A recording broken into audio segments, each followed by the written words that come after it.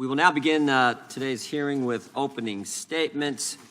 I'll start with the chair. One of the most egregious forms of the weaponization that this subcommittee has worked to expose is the coercion of social media companies by the federal government.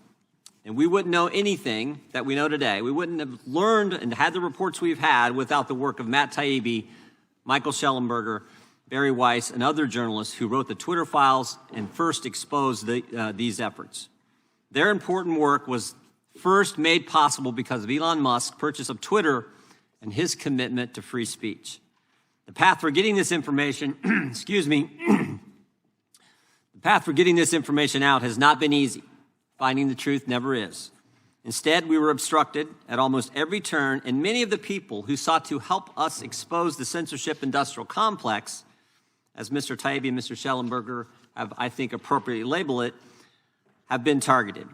On December 10th of 2022, after the first Twitter files came out, Mr. Musk tweeted that Twitter is, quote, that Twitter is both a social media company and a crime scene. 3 days later, the Federal Trade Commission sent Elon Musk a letter demanding to know the identity of the Twitter files' authors and inundated the company with harassing requests for information. Literally 3 days after. Named 4 journalists by name. And while Twitter put this information out voluntarily, the other platforms were not as forthcoming. Instead, we had to subpoena them in February of this year, fought with them for months, had to threaten contempt before getting substantive information about government's efforts to censor the American people. And when we first had Mr. Taibbi and Mr. Shellenberger testify back in March, an IRS agent showed up at Matt Taibbi's door. I mean, think about this. I've told this story numerous times. And there's not one person I've told this story to, not one group I've spoken to, where I say, while they are testifying, while Mr. Taibbi is testifying in front of the committee about the weaponization of government, the IRS was actually, at that very moment, knocking on his door. There's not one person who thinks that was just chance. That just happened to, it was all a coincidence. Not one person believes. Everyone understands that to be the intimidation from our federal government. Now, the good news is this led to a sweeping investigation of the IRS's home visits, and the best news is the IRS has said they will no longer be making unannounced visits to American citizens' homes. It's interesting, the commissioner actually said, we are doing this to protect for the security of our agents. Baloney, they're doing it because we caught them. And we made an issue of it, and the American people understand that that is wrong. This subcommittee's work has also included putting out reports showing how CISA went from a cybersecurity agency into the disinformation police, and how the FBI coordinated with a compromised Ukrainian intelligence agency, that actually happened, to censor Americans.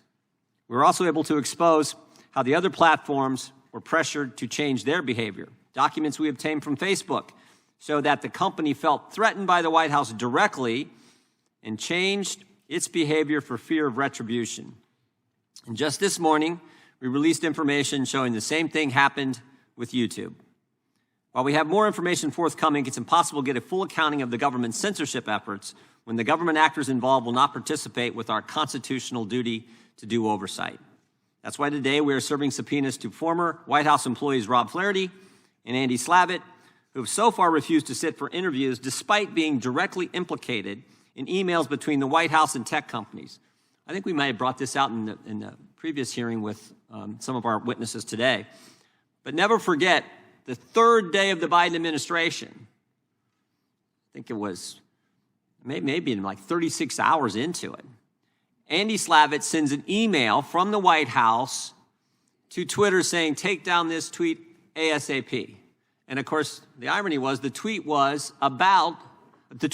from this administration's Democrat primary opponent, Robert F. Kennedy Jr. And there was nothing in the tweet that was false, and yet the White House, day 3, the Biden administration is trying to take that down.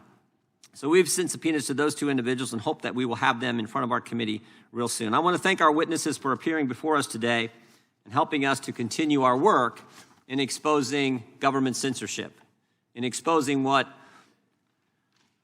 2 of our witnesses have called, as I said earlier, the censorship industrial complex, this marriage of big government, big tech, and as we found out with some of our work, big academia involved in attacking American citizens' First Amendment liberties. We appreciate you all being here. We will introduce you here in a few minutes, but I now yield to the ranking member for an opening statement.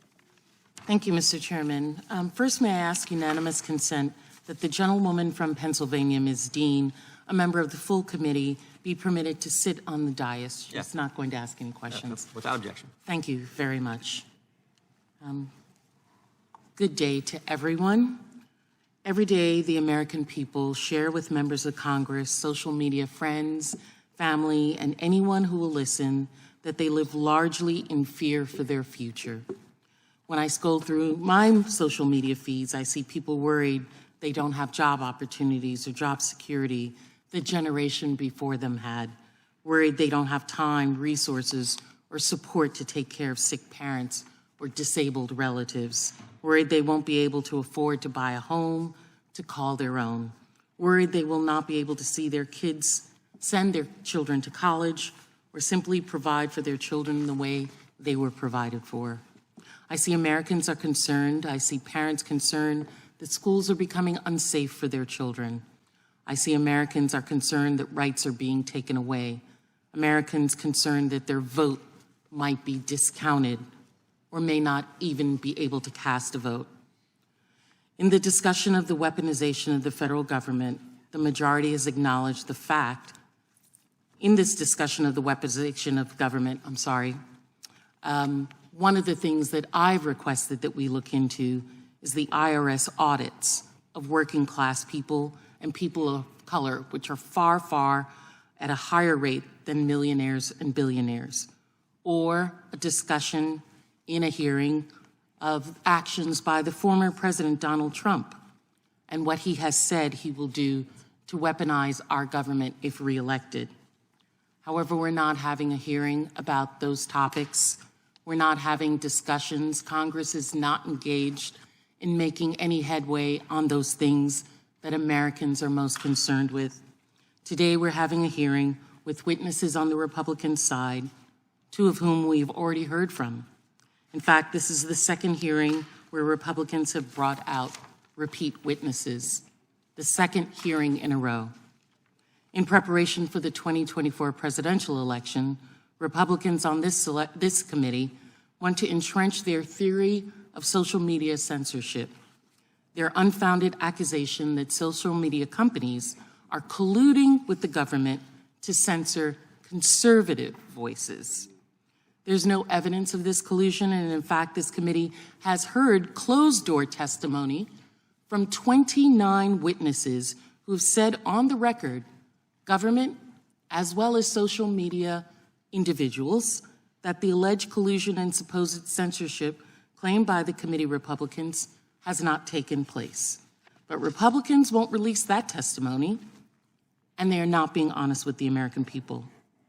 Because as they ramp up their own misinformation campaign before the 2024 election, they need free rein to elevate hate, to engage in voter suppression online, in addition to their normal in-person voter suppression tactics.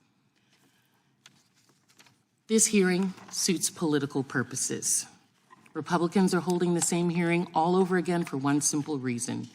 They want to distract from the actual threat of the weaponization of government on the American people. That is Donald Trump. In the past few months, Trump has said that he would reinstate the Muslim travel ban. In fact, his exact words were, "When I return to office, the travel ban is coming back even bigger than before and stronger than before." He has vowed to use the Department of Justice to investigate his political enemies. He has said that those who oppose him should be executed for treason. He has called his political opponents cockroaches, vermin, said that immigrants are poisoning American society. He has promised to use the Insurrection Act to mobilize the military against any protesters who speak out against him if he wins re-election. Those do not resonate as plans of a Democratic leader. They sound like a dictator. They promise to be one who will silence his enemies and hold on to power at any cost. As the first branch of government, it is our job to be a check on that kind of undemocratic, unstable rhetoric in this republic. Donald Trump's statements are outrageous, and this committee and every member that serves on it should be outraged by them.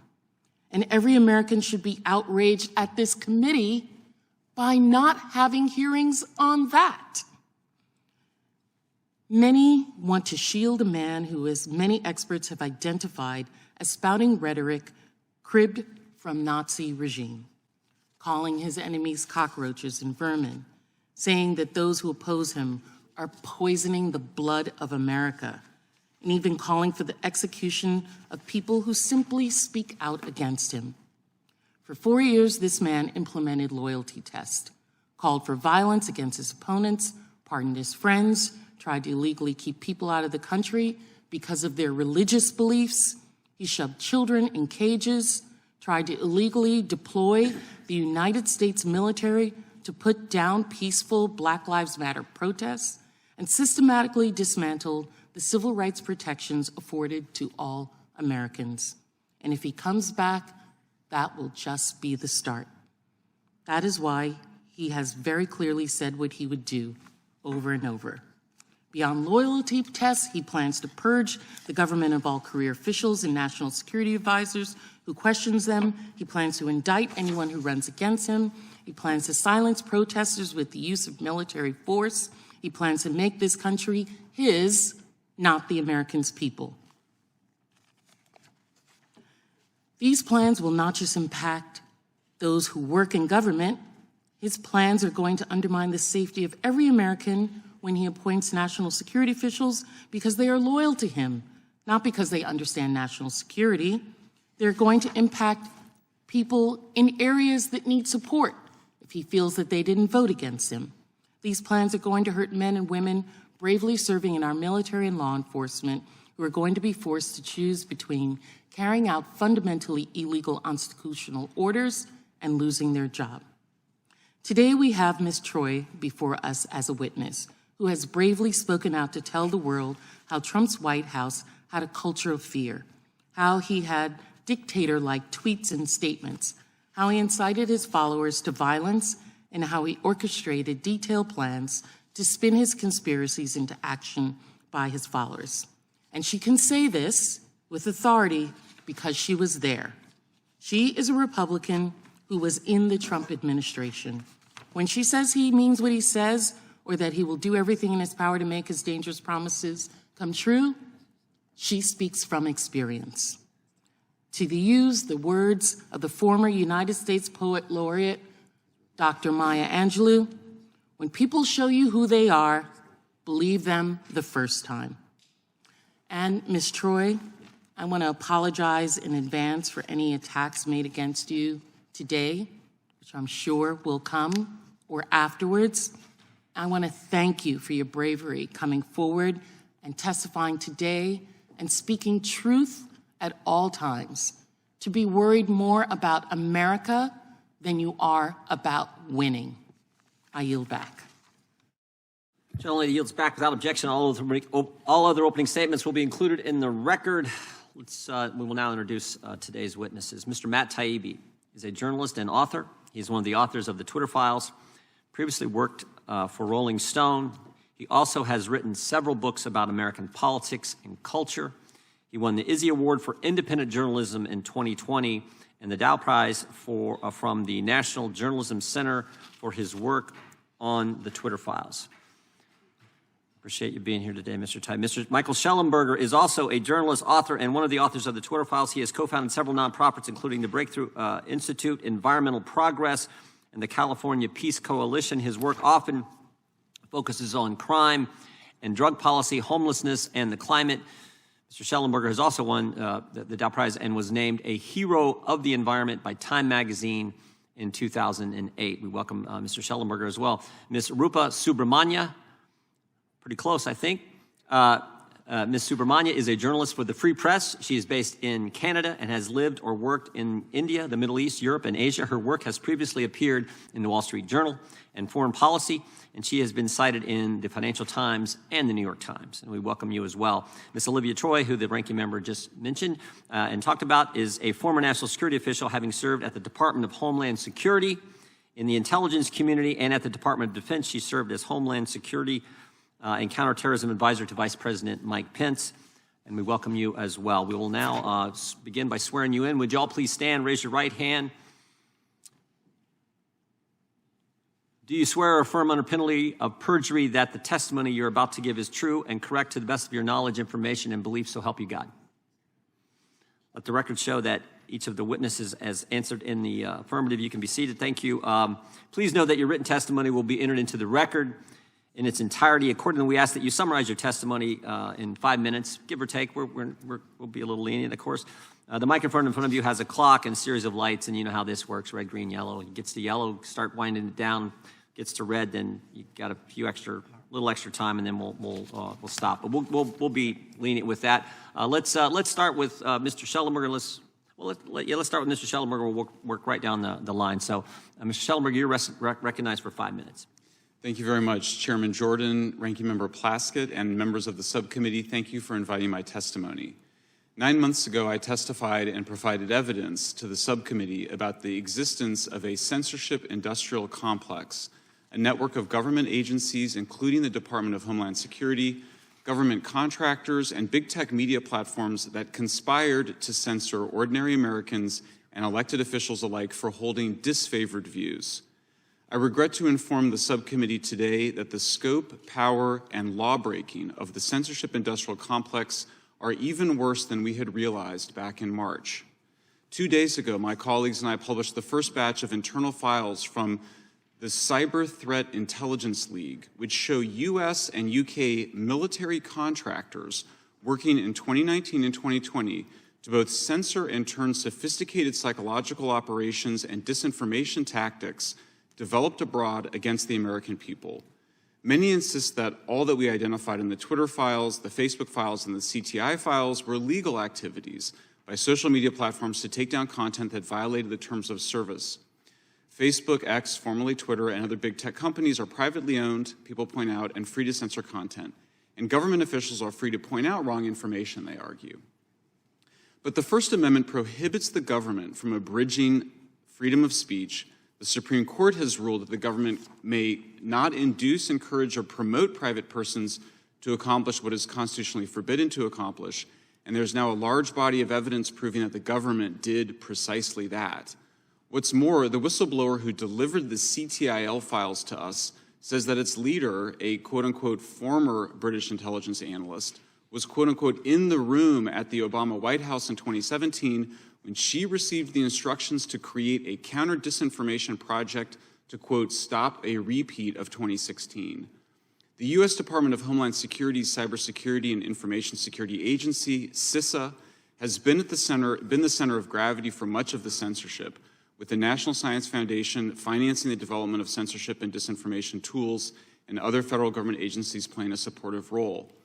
Emails from CISA's NGO and social media partners show that CISA created the Election Integrity Partnership, EIP, in 2020, which involved the Stanford Internet Observatory and other U.S. government contractors.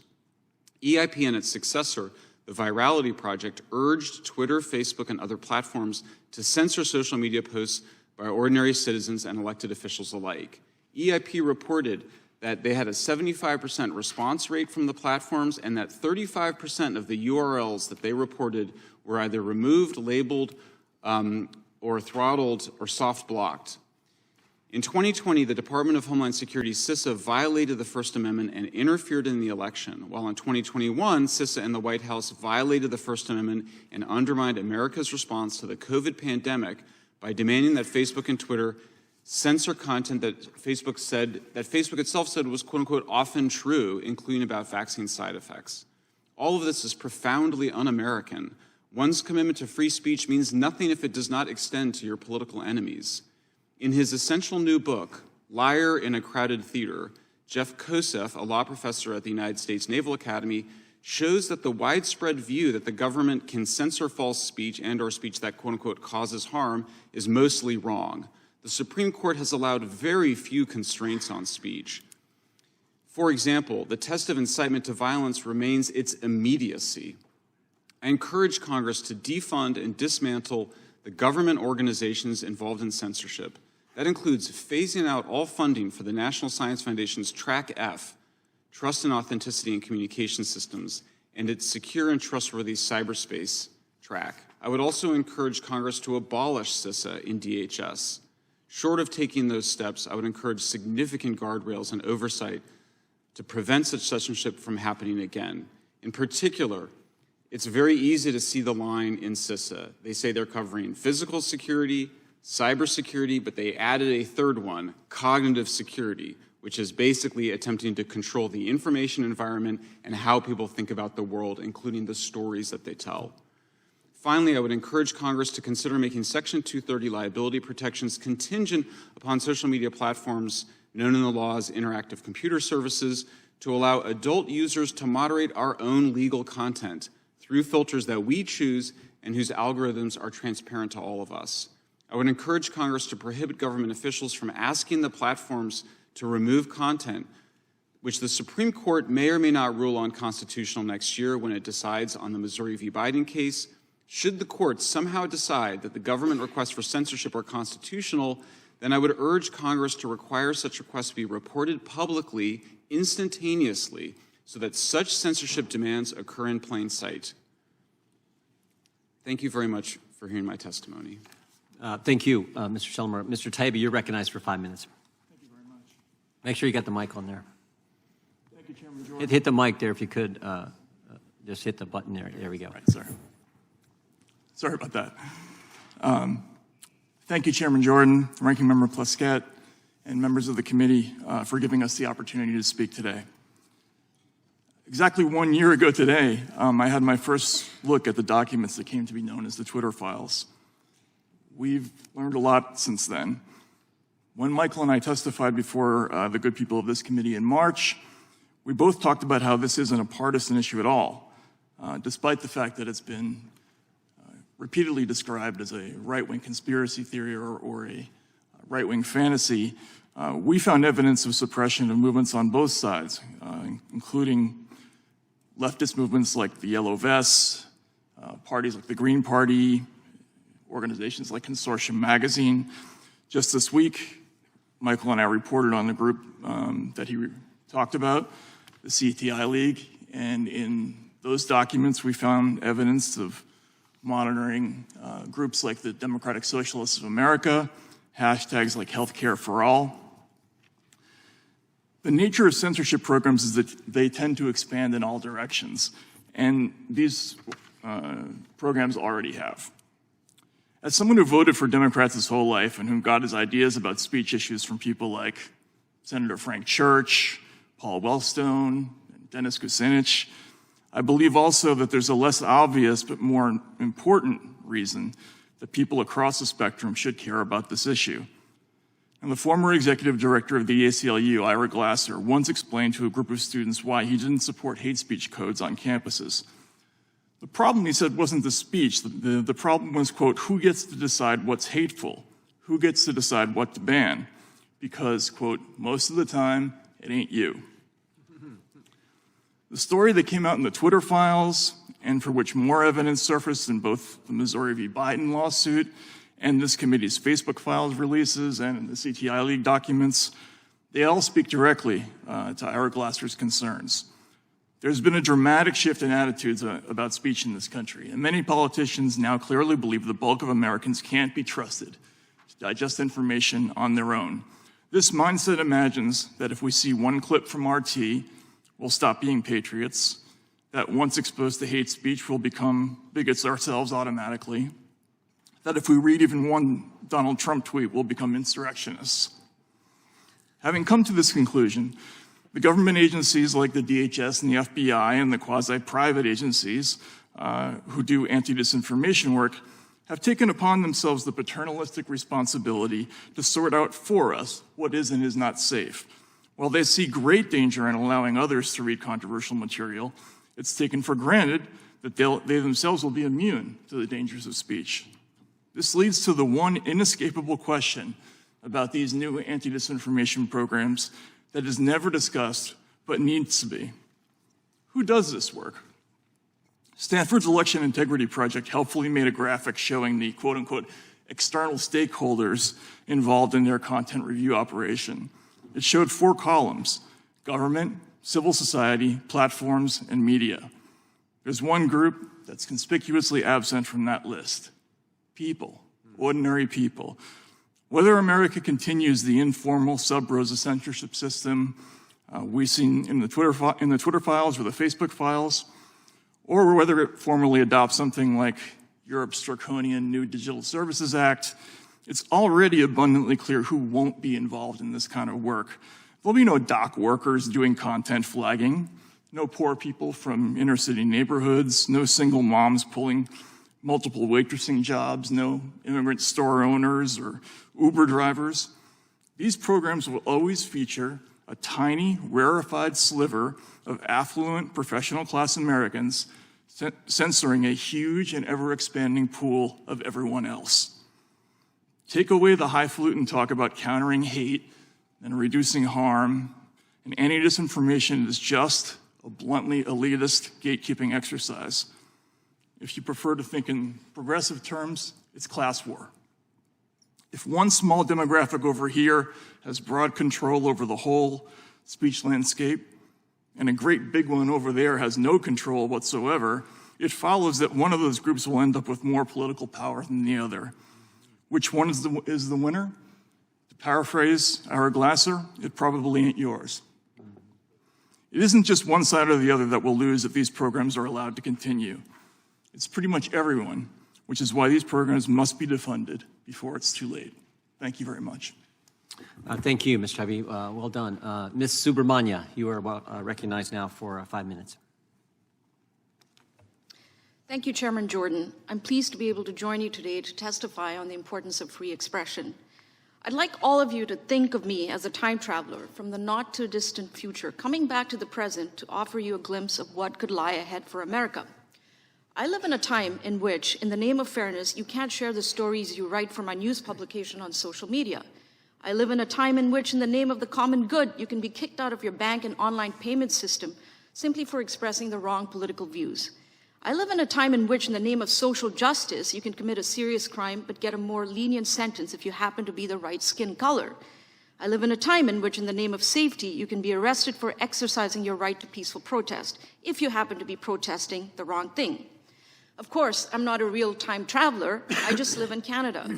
Americans, and perhaps those in this chamber, surely think Canadians are too nice, we're too polite to embrace this sort of proto-authoritarianism. But it's more accurate to say that our niceness made us susceptible to the new authoritarianism, undermining the foundations of our liberal democracy. If it sounds like I'm overstating things, allow me to share 3 stories that illustrate this creeping authoritarianism. First, a few months ago, I reported a story from my publication, The Free Press, about a high school principal in Toronto who had been humiliated in front of his colleagues by a DEI consultant. The principal's crime, besides being white and male, was that he objected to the consultant's assertion that Canada is a less just society than America. The humiliation he experienced ultimately led him to commit suicide. I wanted to share that story on Facebook. When I tried to, I was barred from posting it. I received a message that stated, in response to Canadian government legislation, news content can't be shared. I was confused. Then I remembered the recently adopted Online News Act. The law forces social media companies to pay online media companies to link to their content. Facebook, instead of paying for that content, barred its users from posting it. Government officials insist that this is only a matter of fairness, a way of making sure that media companies are compensated for the news they report. But really, this new law props up legacy media dinosaurs like the Canadian Broadcasting Corporation, Bell Media, and other companies, which are subsidized by the federal government, and all of which can be counted on to echo Justin Trudeau's worldview and toe the party line. Not being able to post was annoying, but it wasn't the end of the world for me. I don't depend on Facebook for my income. The same cannot be said of Christopher Curtis, which brings me to my second story. Chris is a 38-year-old renegade journalist entrepreneur in Montreal who runs a digital newsletter called The Rover. He calls himself woke. You might think that he's exactly the kind of journalist the Trudeau government would elevate. He's on the political left. He publishes stories about the plight of the homeless and police brutality. The problem is that, unlike government-funded news companies, independent media companies are truly independent, which means they report stories that don't comport with whatever the government wants them to report. For example, in September 2020, The Rover reported a story on federal mistreatment of Mohawk Indians. This month, it published a story about migrant workers who had been abused and trafficked with the unwitting help of the federal government. But under this new law, The Rover can't build its audience. Unable to post content on Facebook or Instagram, the newsletter can't reach new subscribers. It cannot grow its subscriber base. This is a slow death, says Chris. For now, he's unsure how he's going to support his partner and their 3-year-old daughter. He's thinking of going back into construction, which takes me to my third story. Danny Bulford, now 41, used to be an officer in the Royal Canadian Mounted Police, the equivalent of the FBI. For years, he was a sniper in the Prime Minister's protective detail. Then in 2021, Danny quit because he didn't want to get his COVID vaccination. In early 2022, truckers descended on Ottawa to protest new COVID vaccine requirements. Danny joined them. The government declared a state of emergency. Danny, like many demonstrators, was arrested and later released without charge. Then something chilling happened. On February 17, 2022, Danny logs into his bank accounts, starting with his checking and savings accounts at the CIBC, but instead of seeing his balance, he had about $160,000 in there. The only thing he saw was a dash. Then he logs onto Scotiabank to see about an additional checking account.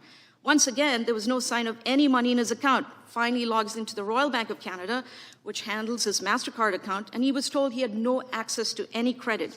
Danny's wife was also unable to access any of these accounts. Suddenly, they were worrying about how to cover their next mortgage payments and how to feed their 3 kids.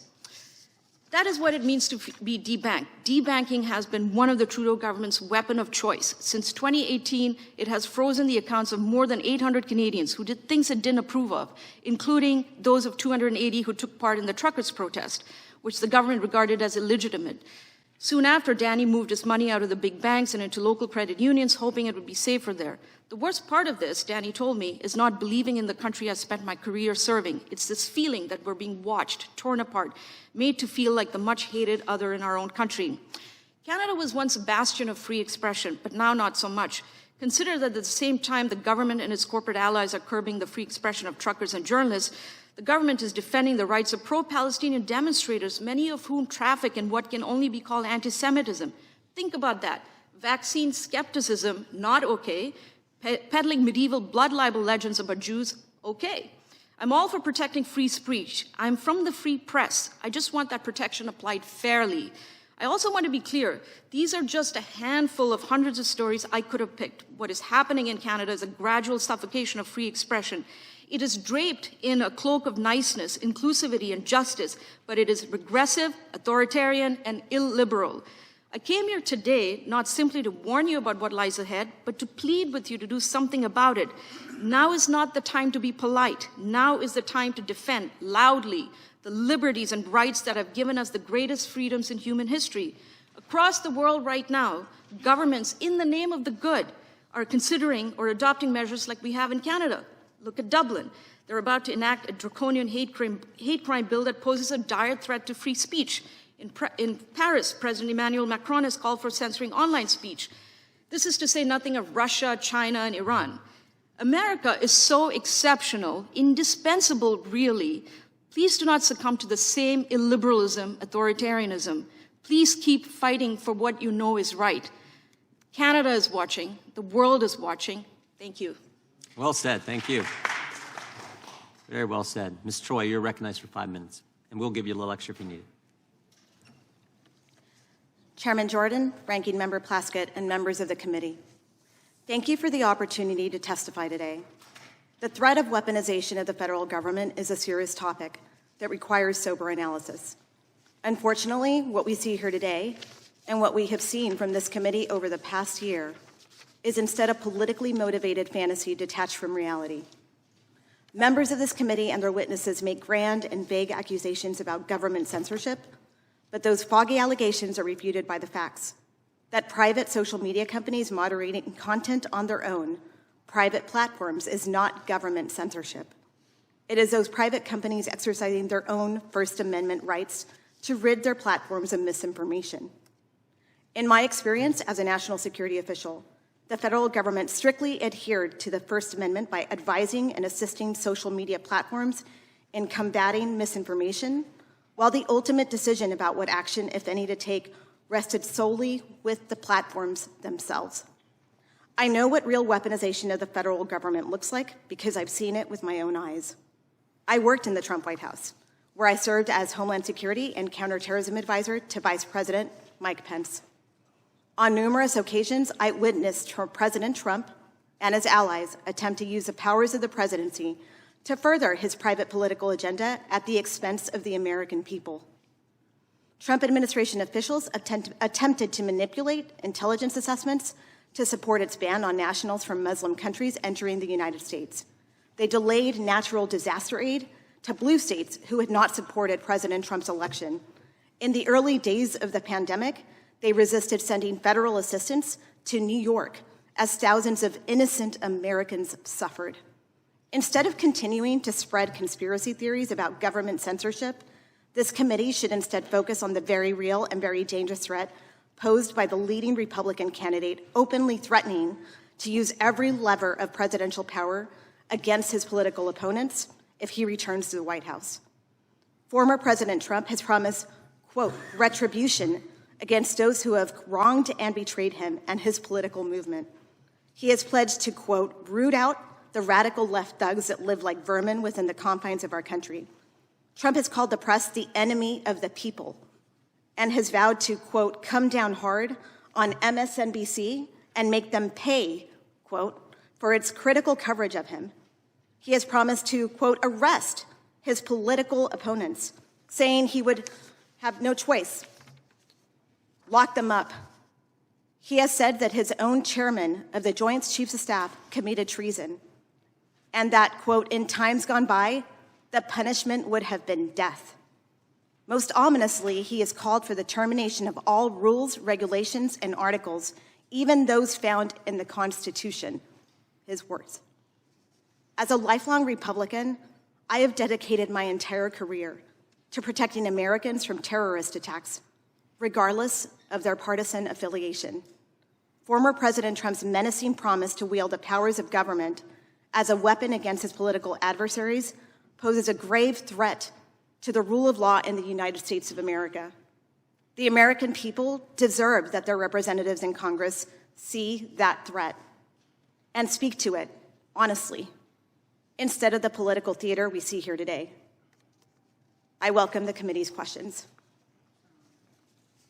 Thank you, Ms. Troye. We will now go to 5-minute questions from the members. We will start with the gentleman from California, Mr. Issa. You're recognized for 5 minutes. Thank you, and I want to note the appearance of President Trump by the ranking member and by one witness. Today is not about President Trump. The actions that occurred during his administration are available for everyone to look at. Our witnesses today are asking and answering effectively questions about the effects of suppression of free speech. And as a father of a Canadian daughter-in-law, I want to thank you for making people understand that that well-liked, nice country to our north can also make the kinds of mistakes that we seem to be making. So one of the questions that I have is, two of you have been here before, and I think it's important to ask. You mentioned some of the current activities as you continue to monitor it, and you particularly mentioned the protest and the activities related to Israel's attempt to get back its hostages. Can you elaborate on some of the specifics that you think you see here in the way of either suppression or amplification? Is there any evidence that we're continuing to see, if you will, a bias that social media doesn't have a problem reporting one side but does have a problem reporting the other side? I know it's a tough question. Yeah. I mean, we've certainly, I think we've all seen calls for, I think to Matt's point that this is not a partisan issue, that we should all that the test of your commitment to free speech is that you would like to see the speech that you really despise protected and that you would defend it. And I think we've seen calls for censoring pro-Palestine, pro-Hamas speech and have been disturbed by that, and Rupa has described that, and we've also seen calls for censorship of the other side. We've seen misinformation spread on all sides. So I think that what you're hearing from us is a general call that everybody needs to just calm down and remember that this country's greatness is really founded on that protection for that protection of speech that we all might consider to be hateful. I always remind people that, you know, some of the most important court decisions by the Supreme Court were protecting the speech of neo-Nazis in the Brandenburg decision, in the decision in Skokie. If we can tolerate neo-Nazis marching through neighborhoods of Holocaust survivors, certainly I think we're capable of tolerating people defending violent attacks. And that brings us to a question. As we bring you back here and some new witnesses, do we have a challenge in America that we're constantly looking at what should be censored rather than how do we get more free speech so that the counter opinions are heard as loudly as those who yell and are heard the first time? Well, first of all, thank you for the question. I think it's important to remember that the First Amendment not only guarantees people the right to speak and voice their opinions, but it also guarantees the right of all of us to hear those opinions. That's a crucial element of the promise. So that goes to a follow-up. If that's the case, your suggestion about a instantaneous and transparent unveiling of any and all reduction, throttling, et cetera. Let's assume for a moment it's technically possible quickly. It's certainly possible, but let's just say it was technically possible quickly. We're a legislative body. Do you believe it's appropriate for us in a Transparency Act to mandate that this happen so that we no longer have the kind of things that happened to the chairman where he simply was systematically throttled so that he wasn't censored, he simply wasn't heard very loudly? If we had had that, do you believe that it would have changed the outcome, and should Congress look at mandating it? I can say something about that. Yeah, sure. Yeah, I mean, I strongly support transparency. You know, if you require, for example, that government officials or people supported by the government, such as this EIP or VP group, and by the way, just to give you some quotes. You mean what the ranking member described as legitimate, suggestions, and it was independent. Right.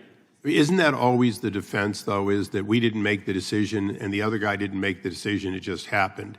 Right. I'm down to just a few seconds, and I do want to thank our Canadian for pointing out that we are about one step away from defunding here in the United States bank accounts. This administration has returned, so you understand, in the United States to making sure that people selling products or involved in activities that they don't want fail to have access. And that is another form of censorship that, I'm sorry it's gone so far in Canada, but trust me, it's underway in this country. Mr. Chairman, I thank you, and I thank both of you. Sorry to cut you off. I yield back. The gentleman yields back. The gentleman from Virginia is recognized. Thank you, Mr. Chairman. And Ms. Troye, I want to thank you for your powerful statement and for your courage. And I understand why my friend from California wants to tell us that this hearing isn't about Donald Trump, because that's too difficult a topic. Jerry, as my friend, I did want to thank you for bringing Mr. Chairman, it's my time. I reclaim my time. Imagine it's October 2020, and someone tells you that President Donald Trump is going to use violence and chaos directed at the Congress and the Vice President of the United States to overturn the legitimate results of the 2020 presidential election. For many, that would have been hard to believe, and I'm sure my friends on the other side would have said, there they go again. Critics of Trump will just claim anything. But everyone here saw what happened on January 6th, and we now have, in fact, a federal indictment charging him with that very matter. This month, we learned that Donald Trump's shadow administration at Project 2025 is planning executive orders that would invoke the Insurrection Act and allow him to send military out to patrol American streets. Ms. Troye, some of my colleagues across the aisle have suggested that Trump's quotes about using military in our cities and the rumored plans to invoke the Insurrection Act are simply bluster designed to galvanize his base. Would you dismiss Trump's plans to deploy the military against American citizens as bluster? Thank you for the question. Absolutely not. Having worked in the Trump administration when President Trump at the time repeatedly raised the Insurrection Act as a potential to be used on protesters, even safe protesters, repeatedly. And I can tell you that there were some serious heated discussions with members of his own cabinet, the Secretary of Defense, the Chairman of the Joint Staff, heads of law enforcement, who expressed significant concern about the things being discussed to be used against our own American citizens. Yeah. That is something that should be taken very, very seriously. On June 1, 2020, on June 1, Americans watched as the National Guard participated in a violent crackdown near the White House. That's what you're referring to. Is that not right? Correct. And there was a heated debate, and the president was the one asking that federal troops, military, U.S. military, be called, up to 10,000 troops, to quell peaceful protests in Washington, D.C. Is that accurate? That is correct. I was there that day. And it was the president arguing to use the military. That is correct. And presumably, General Milley at the time resisted those calls. Is that correct? That is correct, and so did Secretary Esper. And that might have something to do with President Trump referring to the chairman of the Joint Chiefs, General Milley, his chairman, as a traitor, and invoking the fact that in the old days, the price to be paid for convicted treason is death. Is that correct? That is correct. Chairman Milley was just doing his job in military service. Do you believe that the deployment of 10,000 troops at that time would have been consistent with the mission of the American military, suppressing peaceful demonstrations by fellow Americans in the nation's capital? President Trump was told repeatedly that that would not be an appropriate use of the military resources, and he was also told that his efforts to resituate law enforcement and use law enforcement agencies that are not appropriate for crowd control were also incorrect uses of what our law enforcement and these entities are traditionally used for. In your testimony, you cited violent language, increasingly incendiary language being invoked by President Trump about his so-called enemies. One of the words he used was vermin. What does that echo in your mind? Anyone else come to mind historically who referred to enemies of the state as vermin? Yes, the horrible Hitler. And Goebbels. Thank you. Thank you so much for your courage. Thank you for being here. And I hope the American people take heed from your strong words today about the threat that's looming. I yield back. Gentleman yields back. Chair recognizes the gentleman from Kentucky for 5 minutes. Thank the chairman. Ms. Troye, you stated in your opening statement that this committee was indulging in fantasy detached from reality, that members of this committee and their witnesses make grand and vague accusations about government censorship, and that we are spreading conspiracy theories about government censorship. Would one of those conspiracy theories be that government-funded agencies were flagging and trying to censor official congressional accounts on social media? Are you denying that that occurred? I would have no knowledge of that. I'm not aware of that happening. Well, we're going to make you aware of that right now. Mr. Schellenberger, can you speak to this tweet? I saw that you flagged this in one of your recent articles on Substack. Can you tell us why this tweet brought attention in your article? Yeah, because that was one of the tweets that that the Virality Project at Stanford Institute Internet Observatory had flagged to Twitter as misinformation, and that I believe it was labeled or censored in some other way. So it was the Stanford Virality Project, that is funded by the government, is it not? Yes, it is. And so their purpose, ostensibly, is to stop misinformation, malinformation, and to flag things they say that might be against the terms of service of the social media companies. Is that correct? Yeah, that's right. Ms. Troye, is there any reason you think that this should have been flagged? Depends on whether you're spreading inaccurate information. Well, it references a study from Israel, a published study from Israel, and the tweet just restates the title of the study. Does it trouble you that companies to review their policies? It's an internal choice. Yeah, are you going to sit here and maintain that it's a conspiracy theory that this occurred? We have the documents. Mr. Schellenberger has the documents that showed that this occurred. Well, then it was flagged for a reason. What's the reason? Is there ever a good reason to censor a member of Congress? This is my official account. This is not a personal account. This is not a campaign account. This is my communication with my constituents. By the way, I bring this up not to claim that members of Congress have more right to free speech than the general public. In fact, I don't even think the press or the media has more rights to the First Amendment than the general public. The general public has the same rights that we have. And I bring this up to show, number one, that your testimony is false. But number two, if they can do this to a member of Congress's official account, they can do it to anybody. Mm-hmm. Now I want to move on to the origins of these programs. Mr. Schellenberger, can you tell us about the Cyber Threat Intelligence League? Was this just a group of vigilantes, concerned citizens, or was it in any way connected to the government? And what did they endeavor to do?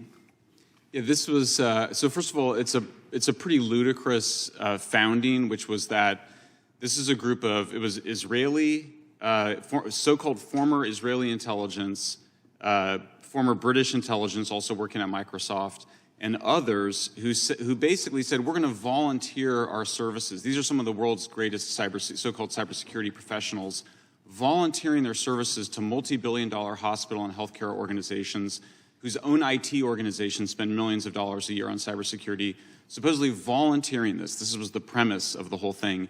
It then created this third part that I mentioned. They had physical security, cybersecurity, they added cognitive security, and the people that did that were 2 UK and US military contractors. This was one of the most sophisticated disinformation operations that I've ever seen. I've been involved in progressive causes for over 30 years. I've never seen anything so organized, anything that was so focused on a particular goal and that had so many people that came from military and intelligence organizations. It gave me the creeps just reading about it. And in the documents, is it true that they used their agency SEALs, FBI, CISA, when they were communicating with each other? That's right, and the whistleblower provided screenshots of Slack conversations that included officials from DHS, Facebook, and the CTIL League. So it would be hard for somebody to claim that these folks weren't agents of the government or acting in coordination with the government or using things that they learned in their government. Were some of them still employed by the U.S. government when they were undertaking this? Yes, Pablo Brewer was working for the U.S. Navy at the time, and many of the others were claiming to be volunteering their time even while working their day jobs for the government. I thank you, Mr. Chairman. I yield back. Gentleman yields back. The gentleman from Massachusetts recognized for 5. Thank you, Mr. Chairman. Mr. Chairman, there's a term in behavioral science called the weaponization of incompetence. That is, it refers to the tactic of employing deliberate or feigned ineptitude or stupidity in order to avoid an unwanted task or responsibility. And I dare say that is what the Republican leadership is involved in this committee. This is the last hearing, even though this subcommittee was launched with great fanfare, we have not had a hearing in this subcommittee, this select subcommittee, since July. And not only has so much time passed, but at today's hearing, we bring back the same 2 witnesses that we heard back in July. Actually, Mr. Schellenberger mentioned 9 months ago that he had been here. And so I'm just cognizant of the fact that this is an investigation of the federal government, right? The federal government. That's who we're supposed to be investigating. We have 4.3 million federal employees. We have 2 million retirees, all of whom would be available to come here and testify about their experience for these allegations of weaponization of the federal government. And yet, we bring back the same 2 witnesses we had many months ago, and we bring back, by her own description, a time traveler from Canada. I love Canada, by the way. And if this was a hearing on the Canadian government, I would have Canadians lined up out in the hallway, ready to testify. But the only witness here that actually experienced in the federal government and could testify to that is Ms. Troye, and I'm very thankful for her testimony. You know, I'm old enough to remember Republicans who knew what they were doing, and I miss them. I miss them. I'm old enough to remember a Republican president who stood up to Russian dictators, not suck up to Russian dictators. American presidents, Republicans, who told Mr. Gorbachev, take down this wall, stood up for democracy, defended our democratic allies in Europe, didn't look for excuses that, well, the money's not in the budget, so we can't defend Europe. And that's what I see here today. Ms. Troye, the effect of incompetence in government at extreme levels, is that not itself a threat to national security? Yes, it absolutely is.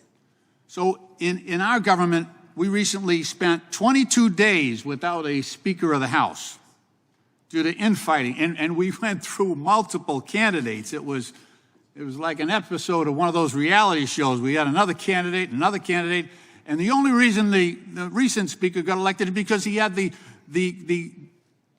distinct quality that no one really knew him. And so he was chosen as our next Speaker. And the litmus test was whether or not the next Speaker was subservient enough and adherent enough to the former president who runs the Republican Party out of Mar-a-Lago. But that's not all. In June, the House Republican leadership brought us to the verge of a catastrophic default on our national debt, one that leading economists warned would be a first in American history and undermine the full faith and credit of the United States government and lead to a global economic meltdown. So now we're facing a war in Europe, a war in the Middle East. We're facing a looming shutdown again of the United States government, and we're dealing with the weaponization of the deep state, which seems pretty shallow at this point, with the paucity of witnesses that the Republican majority has produced. I hope at some point we get back to the business that America here that sent us here to do. This is not it. This is crazy conspiracy theory that we're pursuing here, and we ought to get back to the business that America demands us by virtue of our oath of office. And I yield back. The gentleman yields back. The chair now recognizes the gentlelady from New York, Ms. Stefanik, for 5. Thank you, Mr. Chairman. It has been almost 1 year since the first bombshell Twitter files. Looking back now, and my questions are for Mr. Taibbi and Mr. Schellenberger, what was the most alarming thing that you came across during your review of internal Twitter documents? And I have a number of follow-up questions, so keep it short. Sure. Thank you for the question. I think the most alarming thing that we saw was the regular stream, organized stream of communication between the FBI, the Department of Homeland Security, and the largest tech companies in the country. They had an organized system for flagging content, not occasionally, but in enormous numbers, involving spreadsheets of accounts that ran to the hundreds and thousands. And this was shocking to us, and to the Congressman's point, this isn't crazy conspiracy theory. We've already had 4 federal judges rule that they believe this activity violates the First Amendment. This is quite serious. We didn't know whether it was against the law, but we certainly thought it was shocking enough to be in the public interest, and that for me was the most serious thing. Yeah, for me, it was seeing the so-called former FBI officials within Twitter and working with and other groups, including this Aspen Institute, participating in an effort to so-called pre-bunk the Hunter Biden laptop before it was ever published in the New York Post, and then to get it censored by Twitter in violation of Twitter's own terms of service, whose internal staff had concluded that the New York Post tweet had not violated their terms of service, and they censored it anyway. Mr. Schellenberg, I want to ask you further that revolving door between the FBI and Twitter, and I also want to ask about those third-party, essentially government proxies. You referenced the Aspen Institute. Can you delve deeper into both of those questions, both of those topics? Sure. It was the former general counsel of the FBI, Jim Baker, and the former deputy director of the FBI had both taken jobs at Twitter. There were so many FBI people at Twitter that they had their own internal group and their own little crib sheet to describe the difference between the terms that they use at the FBI versus at Twitter. CIA had it as well. Yeah, CIA as well had their own little internal group. And I'm sorry, what was the second question? The third-party proxies. Oh, like yeah. The Well, Aspen then the Institute. Aspen Institute, this was the weirdest thing. We discovered that Aspen Institute had created a workshop that it was attended by basically all of the major media, including as well as all the major social media platforms, to basically pre-bunk in advance the Hunter Biden laptop, even though it had not been, there was no evidence that it existed outside of the fact that the FBI knew that they had it because they got it in December 2019. So to have the Aspen Institute trying to persuade people not to cover the Hunter Biden laptop story in August and September of 2020 was quite chilling and disturbing to see. These content moderators at social media platforms like Twitter wield an enormous amount of power in terms of determining not only what Americans can say, but also what Americans can see. Do you believe, Mr. Taibbi and Mr. Schellenberg, that it's appropriate for unelected bureaucrats or these tech companies to collude to influence what Americans can say or read? Absolutely not. And, I wanted to stress again that all this was happening secretively with the blessing of the Department of Homeland Security, with them sending things to, this is from the EIP at Stanford to Twitter and Facebook saying, we repeat our recommendations that this account be suspended. We recommend labeling all instances of this article. We recommend that you flag as false this. All these demands being made secretly without any public review. My view is that the government doesn't decide who can speak in the town square. Why should the government be deciding who can speak on social media platforms? We, the people, should decide our own content as adults, legal content. It should not be decided by either government or big tech. And Mr. Taibbi and Mr. Schellenberg, do you believe that this censorship is a form of election interference? Absolutely it is. There's no question in my mind. Mr. Taibbi?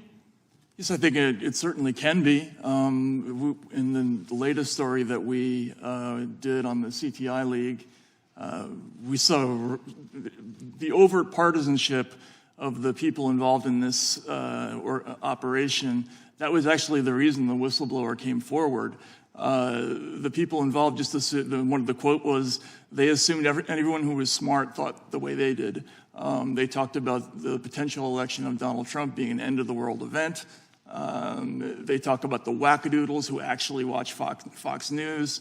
And, even as somebody who doesn't vote for Republicans, it was shocking to me to see this. And I think this was a consistent theme of not just the CTI League, but most of the censorship organizations that we looked at. They all tend to drift in one direction. Yield back. Gentlelady yields back. The chair now recognizes the gentlelady from Florida. Thank you, Mr. Chairman. All of us here today have heard the stories of the depths of human depravity from the Hamas attack, resulting in unthinkable brutality, including the mass murder of innocent Jews and civilians on October 7th. Witnessing such barbarity steals part of your humanity, and it demonstrates how hatred can drive humans to do unspeakable things to one another. And nowhere is hatred more evident than on social media. Since the October 7th attack, anti-Semitic and anti-Muslim hate speech has exploded online. In just 1 month after the attack, the hashtag Hitler was right appeared in over 46,000 posts. But the rhetoric isn't limited to hate speech and death threats. Jewish conspiracy theories and disinformation continually find safe harbor on social media platforms. Even the racist and anti-Semitic Great Replacement theory was recently amplified on Twitter/X by none other than its owner, Elon Musk, and the right-wing darling, Tucker Carlson. Terrorists use the platforms to terrorize target populations, and Hamas even used the personal accounts of hostages and victims to live stream their brutality to incite further violence. Mr. Taibbi, yes or no, should social media companies allow rape and murder to be live streamed by terrorists on their platforms in order to create fear and incite violence? I believe that would violate their terms of service, would it not? So your answer is no? It should not they should not be allowed to do that? Live stream rape and murder? No, Right. I think that would count as speech that would be prohibited under their terms of service. Good. You do have absolutist policies, but I do not have absolute. I do not have. Please don't interrupt me. You have absolute. I've asked your question. You answered it. You do have absolutist policies. At least they have some limits. But I think a Homeland Security official. With respect, Congresswoman, all journalists operate reclaiming under my time. limits. If a Homeland Security official echoed your opinion, you would call it censorship. But I'm glad that at least you acknowledge that rape and murder should not be allowed on social media platforms. Ms. Troye, I have the same question. Yes or no? Should social media companies take down brutal images of rape and murder live streamed by Hamas or similar groups like ISIS? I agree with Mr. Ms. Troye. Oh, Ms. Troye. Ms. Troye. You were looking at me, sorry. Sorry. Yeah, I believe they should follow their internal policies, and they should absolutely not leave content up like that. And I can tell you, as someone who worked on the Christchurch shooting, where that terrorist live streamed the attack, which was horrifying, horrific, we did have conversations. We had official meetings with social media as an international community to discuss terrorist use of the internet and this violent rhetoric on there and what it would lead to more potential violence.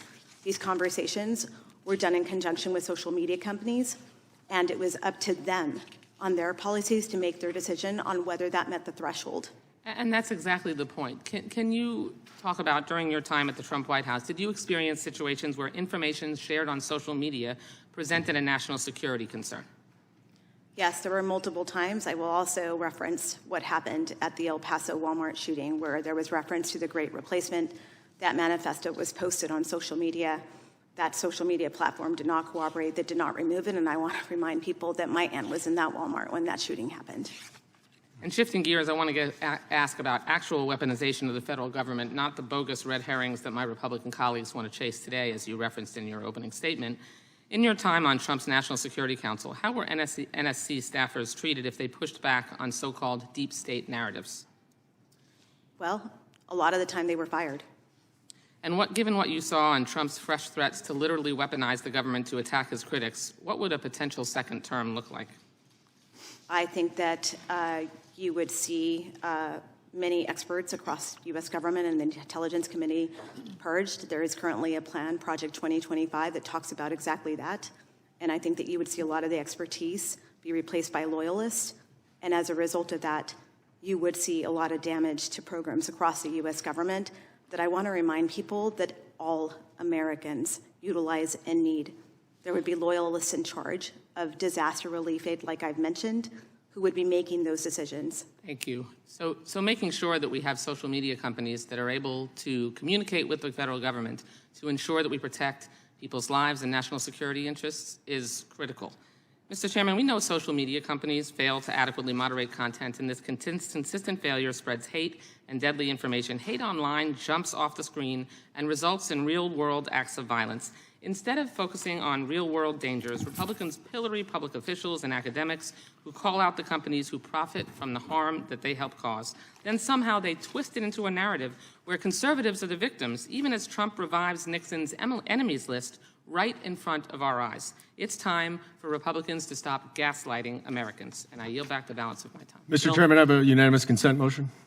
Gentleman's recognized. I'd ask unanimous consent to introduce a November 21, 2023 letter to Linda Yaccarino, CEO of X, and Elon Musk, owner of X, that was signed by 25 members of Congress expressing grave concern surrounding X's failure to abide by its own policies governing the promotion of misinformation and hateful, violent, and terroristic propaganda videos, and for using those videos for profit. Without objection.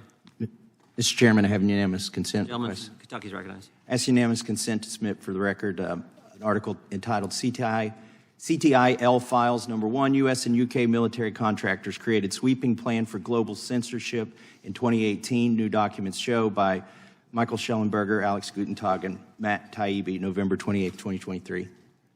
Yeah, without objection. The chair now recognizes the gentleman from Florida for 5 minutes. Thank you, Mr. Chairman. It's just absolutely fascinating to me how the folks on the left side of this dais are calling these things conspiracy theories when just through the Missouri v. Biden case, there is a treasure trove of actual evidence in a court proceeding, witness testimony, factual evidence that shows that all of this has been happening under the Biden administration and that there is true censorship from this White House into the American people. Mr. Schellenberger, I want to start with you. On November 2nd, 2023, you posted an article on your Substack entitled FBI and DHS Directors Mislead Congress About Censorship. In the post, you detail Senator Paul's recent questioning of DHS Secretary Mayorkas and FBI Director Wray regarding their respective departments' censorship activities. Notably, Secretary Mayorkas and Director Wray both testified that their agency personnel complied with the law and did not violate First Amendment rights by targeting constitutionally protected speech on social media platforms. Given what we have learned in recent months from the Missouri v. Biden case and your investigative reporting shining the light on the Cyber Threat Intelligence League, is it fair to say that Secretary Mayorkas and Director Wray lied to Congress when they told Senator Paul that their agency personnel did not target constitutionally protected speech? Yeah, I mean, I think it's fair to say that they misled Congress. I can't be sure of their intention, but they're wrong that those agencies weren't involved in demanding censorship by the social media platforms. And just briefly, like how were they involved in censoring speech? Well, I don't want to read your whole article. Just sure. I mean, FBI agents were directly flagging content to Twitter, saying this appears to violate your terms of service. What about this? What about that? Same thing with DHS staff, and then of course DHS created the Election Integrity Partnership, which then became the Virality Project, which was in the process of demanding mass censorship of Americans. And based on them reaching out, a lot of these social media companies then acted on that, like the Hunter Biden laptop, all these different activities, correct? Yeah, absolutely. And you have to remember the context is that this was at a time when the social media companies were being threatened to lose their ability to operate, which is the Section 230. One of the most dramatic instances, which is in the Facebook files, is where the White House is demanding that Facebook censor content that they think could lead to people becoming hesitant to take the vaccine. Facebook responded and said that they were removing often true content of vaccine side effects. Your piece also notes that Director Wray acknowledged that the FBI has been forced to alter its coordination with social media companies to comply with the injunction issued by the Fifth Circuit Court of Appeals in Missouri v. Biden. Would you agree that this is an acknowledgement that the FBI's prior censorship conduct does in fact violate the First Amendment rights of Americans? Absolutely.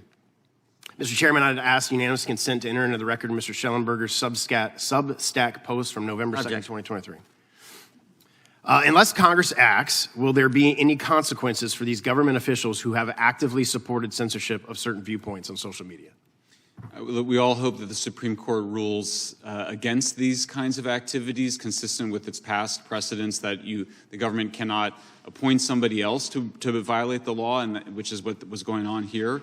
But I don't think we can rely on the Supreme Court. I do think Congress should establish through Section 230 reform the requirement that we, the people, are allowed to moderate our own content by choosing our own filters, and that it should not be up to the big tech platforms. And if you don't want to have Section 230, then you can just be a publisher like Matt and I are, or the New York Times is. Well, and I've worked on Section 230 legislation. The chairman is working on that, and I think that's something that absolutely has to happen this Congress so that people get their freedom and their First Amendment rights back.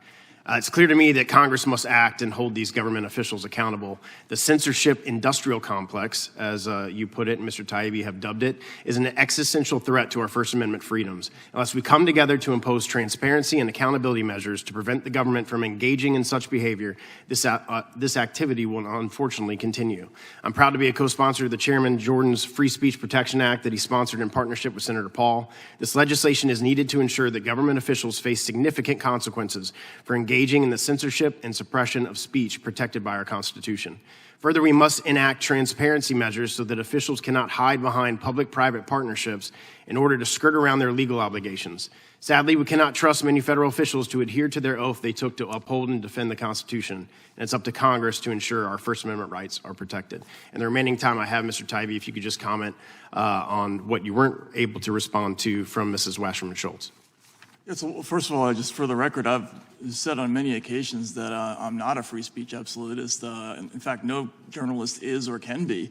We all operate under very serious restrictions involving libel, defamation, incitement. We have to navigate each one of those rules every time we publish anything. And then we always look fondly on that process because we believe those rules protect us. So we're not free speech absolutists. We're just not in favor of government censorship.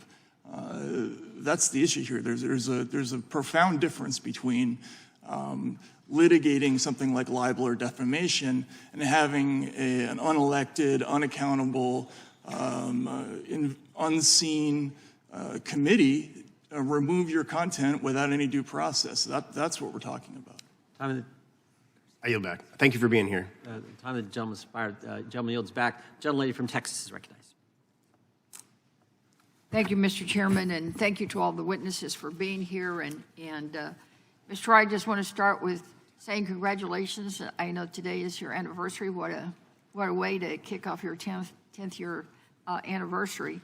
And let me just say that as a fellow Texan, I certainly recognize and respect and admire the courage that you have shown in appearing here today and also making other statements and speaking up about some of the issues that we will talk about today. Before coming to Congress many years ago, I was a judge in Houston, in Texas. I oversaw courtrooms as the presiding judge, so I understand well the need for privacy to make the justice system work. Everyone here has heard of witness protection. We know the bad guys want to scare and intimidate the opposition. You've talked about a bad guy today, and I think you've said that in one interview that I saw you did that former President Trump never saw a line he wouldn't cross. You also said that he was about bullying, retribution, attacking, humiliating, badgering any opposition. So we all understand the importance of safeguarding sensitive information, and that's why I'm appalled at the number of people that are being doxxed. For those who don't know what doxxed means, it simply means that someone takes sensitive personal identifying information from court cases or private documents, and they blast it out to the world without the person's permission. This harmful practice often targets people who are outspoken politically, and the information is being published by political opponents, like biased news outlets with slanted views or individual bad actors hiding safety behind their own anonymous keyboards. Ms. Troye, have you ever been targeted by trolls on the internet? And if so, are you willing to share how that experience has impacted you and your family?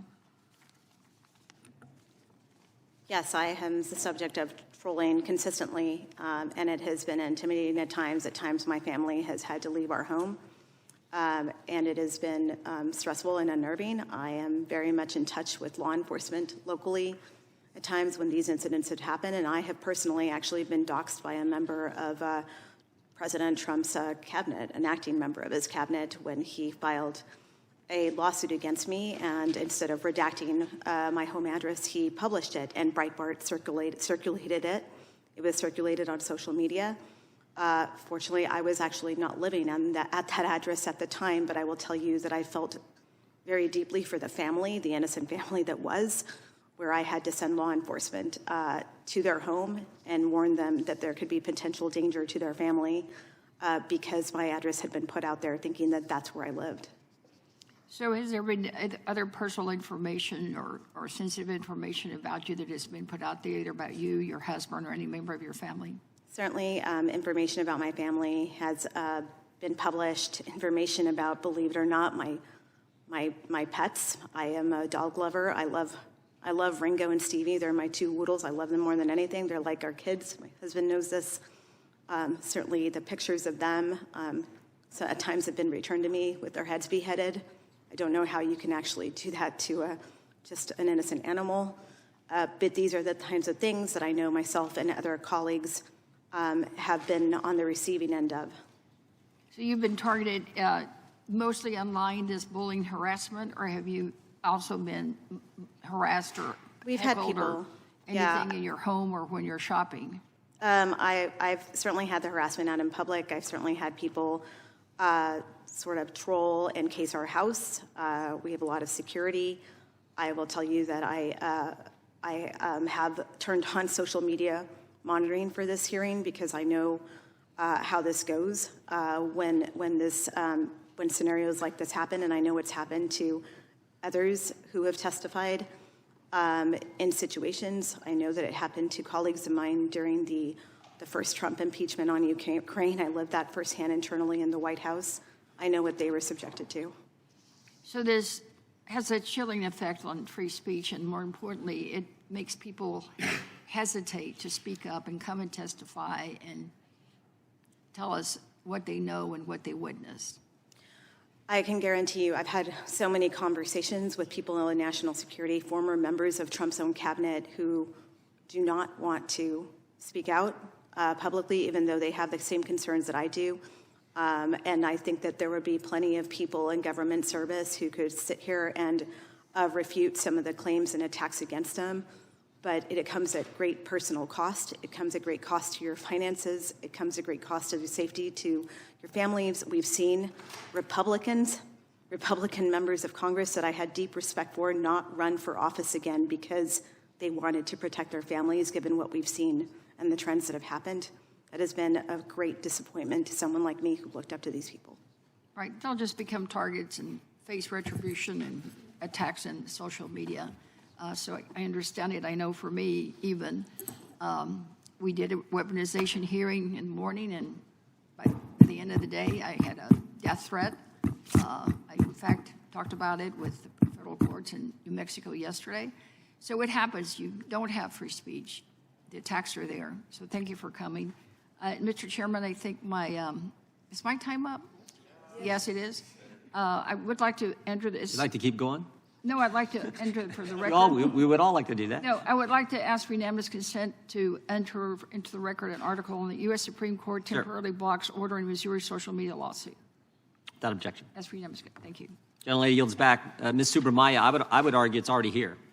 You said in your statement you want to give us a glimpse of what lies ahead. I think it's already here. In the course of our investigation in this committee, on January 15, 2021, the FBI sent to Bank of America, tell us all of your customers' purchases in the Washington, D.C. area for a specific date.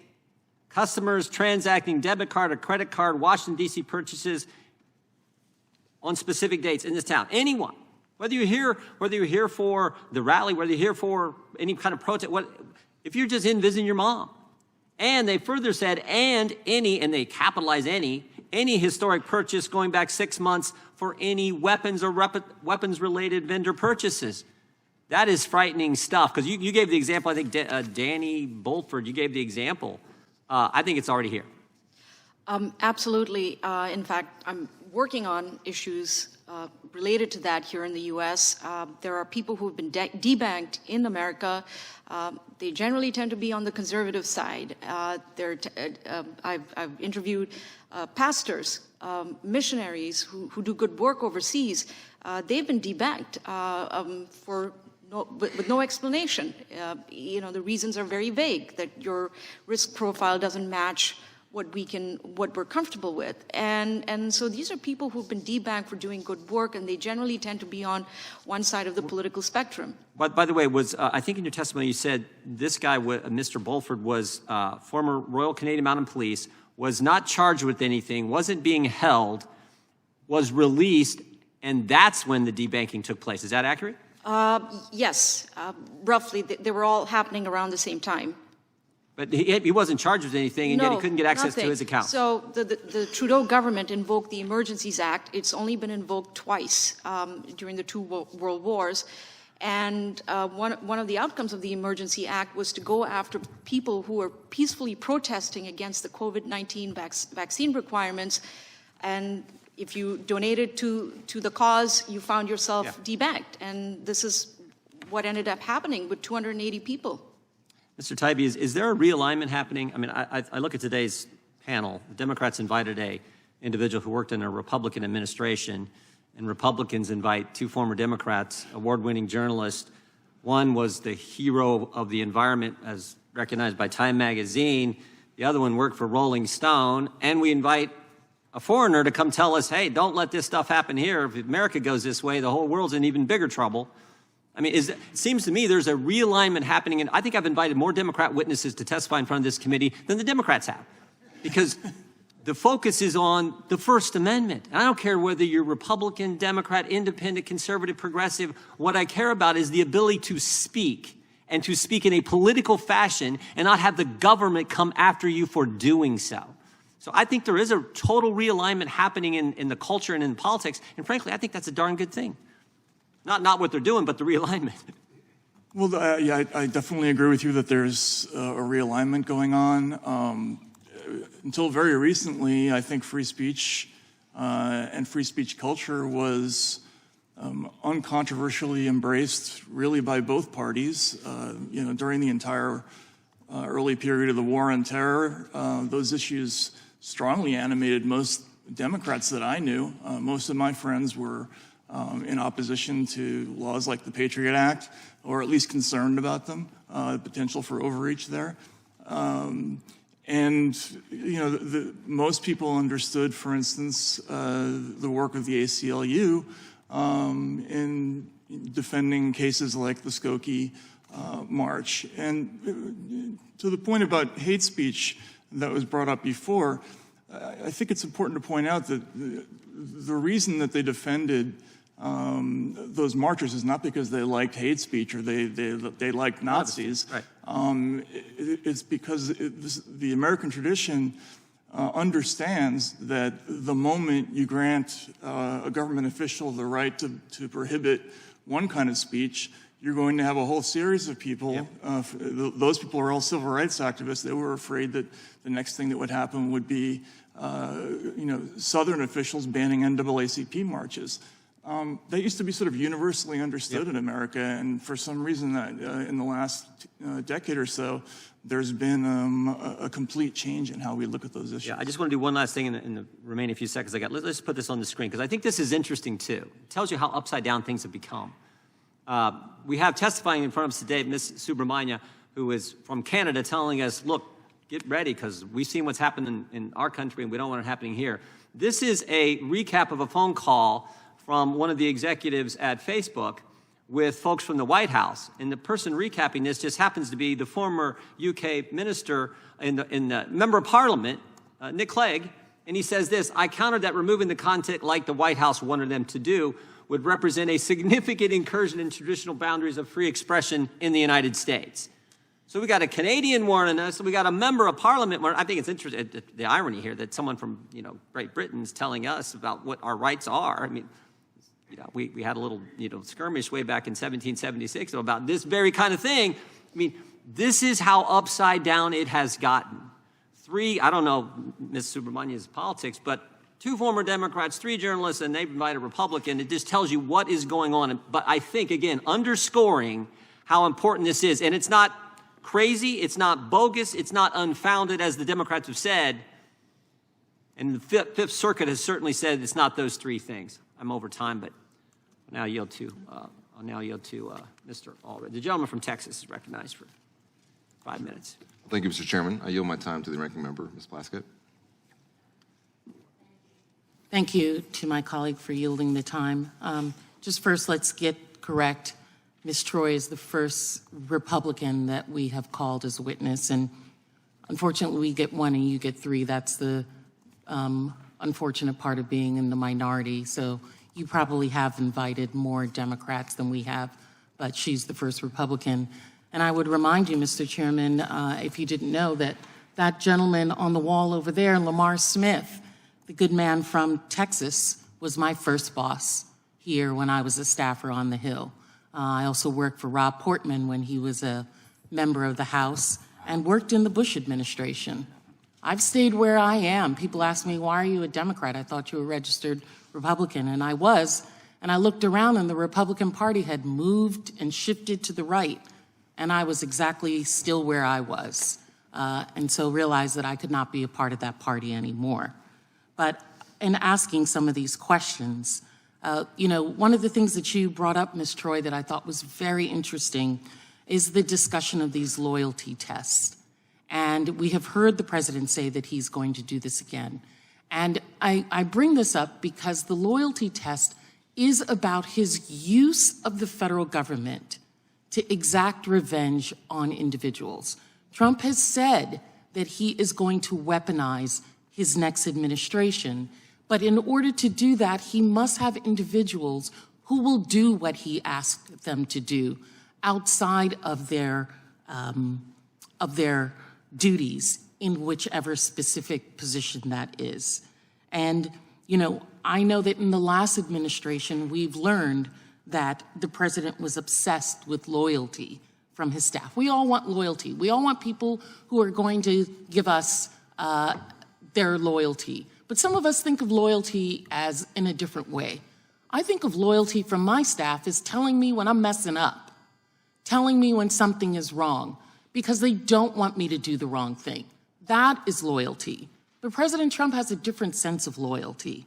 His aide, Johnny McEntee, even conducted loyalty tests, including one-on-one interviews with political appointees across different agencies. Of course, I had been an appointee in a Republican administration, Democratic administrations. They have interviews with you to see where your ideology is, but it is not necessarily to see if you are going to give blind allegiance to the president. In this one, it says that these interviews were to root out threats of leaks and other potential subversive acts. If he wins again, Trump has pledged to overhaul agencies and expand this loyalty test to not just political appointees, but non-political career employees who have spent decades building their knowledge and expertise and possess invaluable experience that brings continuity to our government across different administrations. I know when I worked at the Department of Justice, it was important in each one of the divisions to have one person who was a career person to sit in all of the discussions to ensure that there is continuity of government. They're vital public services. This notion of throwing our systems and career officials, like national security officials, out the window based on political ideology should be troubling to us all. Ms. Troye, are you familiar with the loyalty tests, and can you explain their purpose within the Trump administration? I am. I'm very familiar with the loyalty test. It certainly was being enacted towards the end of the Trump administration, where they were staffing people who I would say did not have the credentials traditionally into very senior roles in the National Security Council. For example, in the Directorate of Resilience, which I mentioned in my opening remarks where I said that it could impact disaster relief aid. I want to be very clear about that on how dangerous it is, because this person was potentially going to be in charge that had no background in it, did not understand how the interagency works on this, did not understand FEMA, did not understand HUD, did not understand what it takes to push this through the process.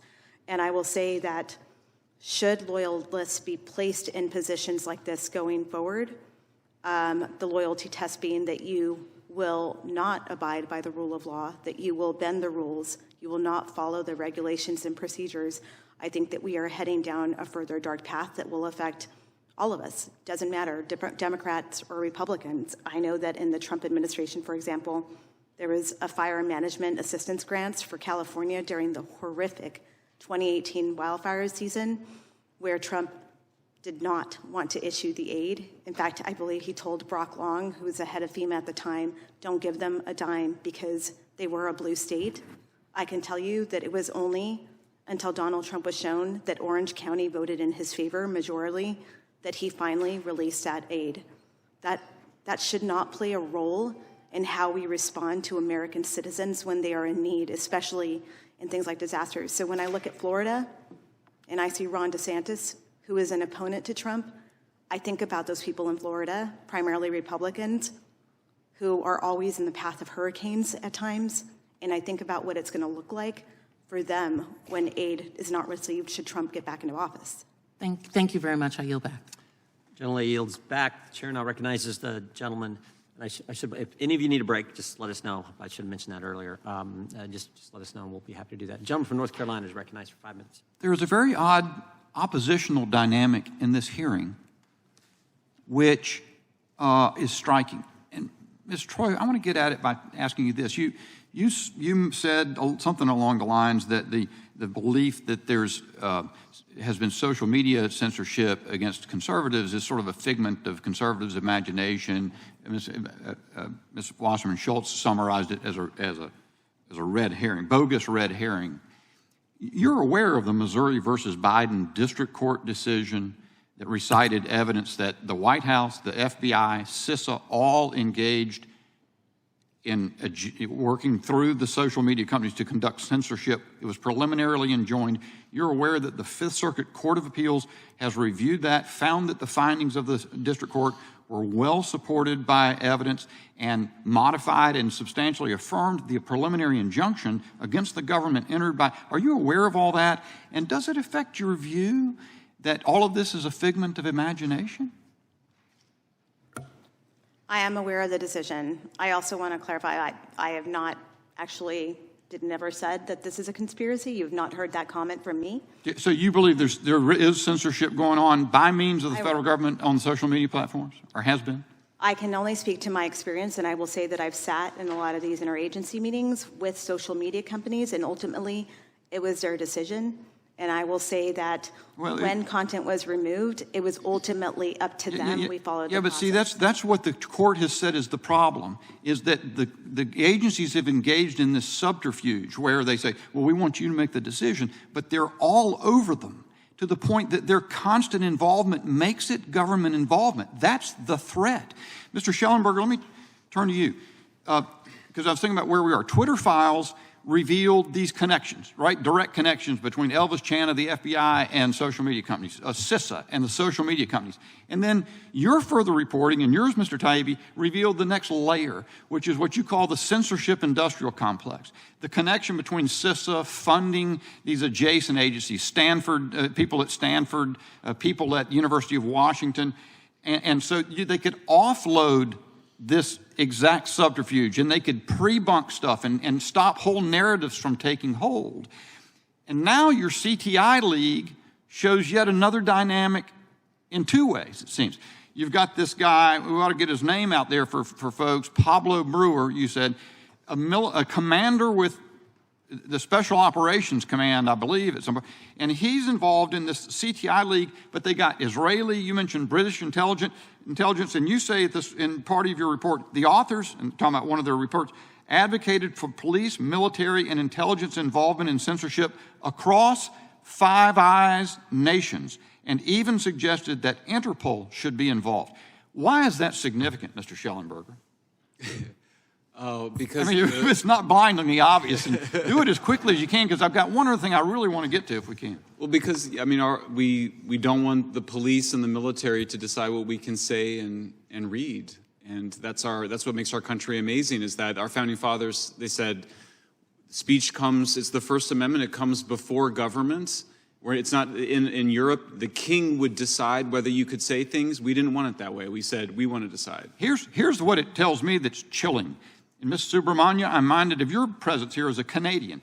So if they can't do it directly from the FBI, then they get institutions, academic, pseudo-academic institutions involved. If they find that that's going to be blunted because we can go take their funding away because there's U.S. agency funding, then they get the Five Eyes involved. If they can't stop it here in the United States, they can go get the European Union or the other governments to say, we're not, or Canada, to deem this stuff to be threatening.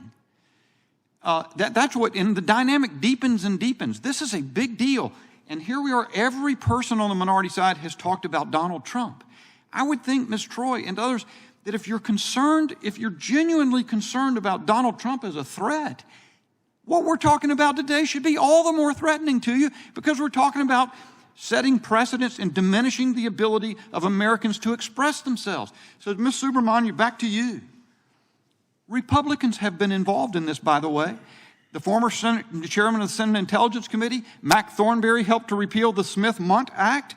Nikki Haley said the other day that we ought not be able to allow to have anonymous Twitter accounts. What do you make of this dynamic that I describe in that and what you're seeing in this hearing? That the party that has established, frankly, the liberals established fundamental principles of free speech through the Warren Court. They've been continued consistently by the Supreme Court, but now they're under threat by the other side who just wants to talk about Donald Trump. What is going on? Oh boy. So, look, I can't speak to what's happening here in America in terms of the internal political situation here. What I can point to is the fact that I come from a country where free expression, the right to express oneself freely, has been under threat. And it happened in a very short period of time. It just happened under 10 years. And it's happening all over the world now. It's happening in Ireland. Ireland is about to pass legislation which is among the most, it's one of the most draconian hate speech laws in the world. They're trying to stamp out hate. How does one stamp out hate? It's part of the human condition. And this is extremely worrying. The government cannot define hate, but yet they have this legislation. It can even come down to a situation where you could have a meme on your phone and the Irish police would have the authority to come and arrest you, even if you haven't shared that meme. This is where we're going.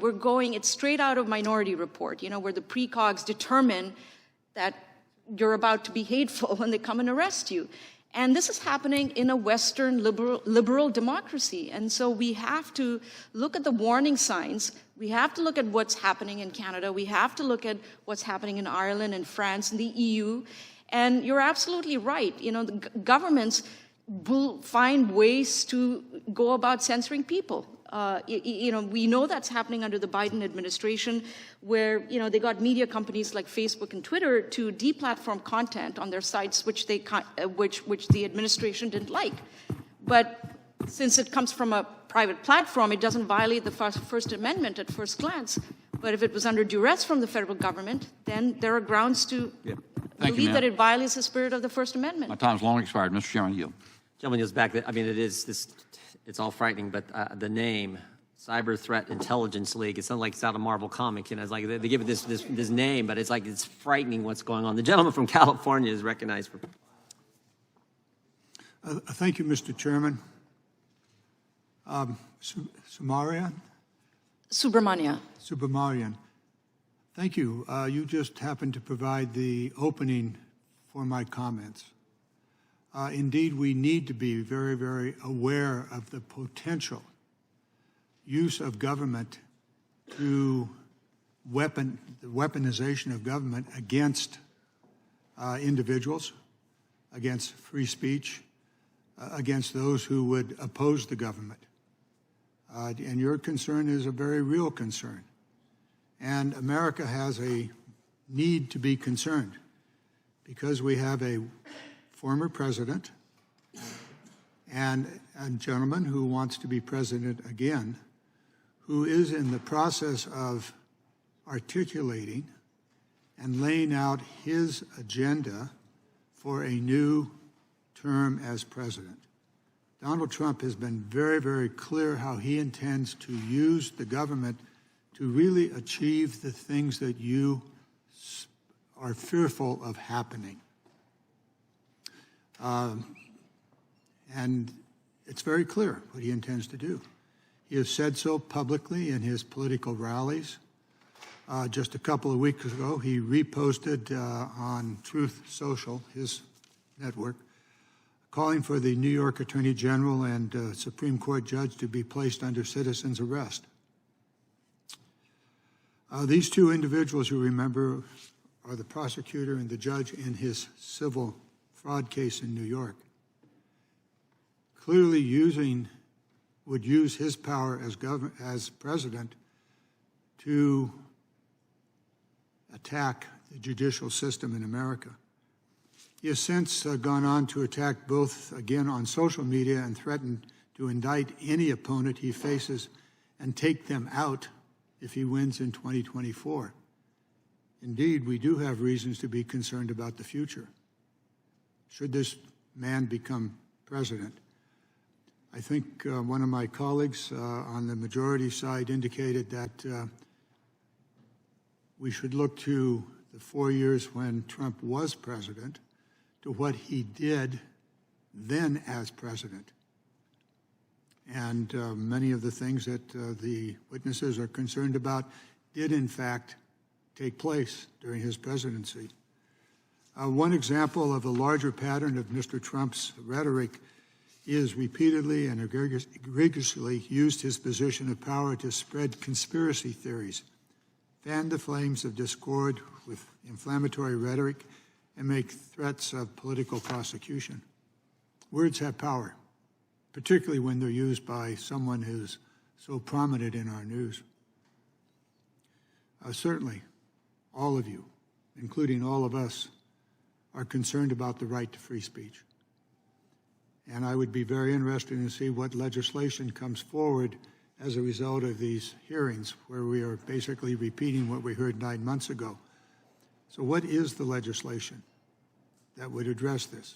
Mr. Schellenberg, you presented 4 different ideas. I'm not going to ask you to repeat those. They're in the record, and I'm curious to see if the majority will take them up, or just, again, to flog this horse one more time. We've seen the real consequences of Mr. Trump's behavior. We saw it after he repeatedly attacked the FBI for what he thought were their transgressions. And so what happened to career FBI agents? They are threatened, seriously threatened, in their homes, death threats. And of course, January 6th is well known, and we won't go into that in great detail. So, Mr. Troye, from your experience in the White House, has Donald Trump used his rhetoric as a weapon, weaponization of government? Absolutely, and some of the examples that I provided are examples of how the government was used against the people under Donald Trump. And honestly, when I heard your opening statement, I felt like you were describing what I had lived for 4 years working in the U.S. government, of the fears that I saw that were coming to fruition, almost word for word, to be honest. And I was thinking about it and what the future does hold should Trump come back into office, because that is sort of the government that he wanted. It was to use the government to his favor, to attack his political enemies, and to silence any dissent when he fired heads of intelligence agencies just for telling the truth about potential foreign adversaries or things that were happening with our election, or merely just for taking a stand on things that he wanted to do in foreign policy that would have put us into very dangerous predicaments. Thank you very much. My time having expired, yield back. Gentleman yields back. Chair recognizes the gentlelady from Florida. Thank you, Mr. Chairman. You know, for the life of me, I cannot find anywhere in the public notices, in our meeting memos, in our congressional hearing documents, any mention of where this is a hearing about President Trump. It escapes me. I know that we have a literacy crisis in this country, and I am shocked that it has made its way to the halls of Congress. I think we should do something about that. Anyways, I speak for all Americans, I believe, when I say that it really shouldn't matter who's in office. It really shouldn't matter who is in the White House, because regardless, we should all be concerned about our constitutional rights. We should all be here protecting our constitutional rights. And so I would encourage my Democratic colleagues that they should, I don't know, focus on the evidence that has been presented here, because it impacts all Americans, not just Republicans, but Democrats too. So I think that we could actually do something to address the weaponization of government in a bipartisan fashion, because it has tremendous impacts on our everyday life. So I'm going to just jump right into it. Ms. Troye, I appreciate you being here. My colleague, Mr. Bishop, touched on this, but I want to just make sure that I am exceptionally clear. You said that, quote, the government is not taking social media posts down, end quote. This is from your opening statement. You said that the censorship of American people is, quote, the result of the social media companies exercising their First Amendment rights. You were part of Vice President Pence's team, were you not? Yes, that is correct. And so as someone who is familiar with White House officials, you can confirm that the Deputy Assistant to the President and Director of Digital Strategy, Rob Flattery, and the White House Senior Advisor, Andrew Slavitt, are indeed government officials and not social media executives, correct? Yes, when they were serving in the White House, they are government officials. Okay, so on February 6, 2021 at 9:45 p.m., I just love when we have timestamps and all this in writing. It helps tremendously. When Mr. Flattery emailed Twitter executives demanding the immediate removal of accounts linked to Biden's adult daughter, he stated, "Please remove this account immediately." He also stated, quote, "I have tried to use your form 3 times. It won't work. I think this is ridiculous that I need to upload my ID to prove that I am an authorized representative of the president." 2 minutes later, at 9:47 p.m., Twitter executives responded saying, "Thanks for sending this over. We'll escalate for further review here." He shot back, "I cannot stress the degree to which this needs to be resolved immediately." Those accounts were then suspended and taken down. Now, fast forward about a month, Mr. Slavitt, Biden's White House senior advisor, said in writing, it would be nice to establish trust with Twitter executives. Internally, we have been considering what our options are on what to do about non-compliance.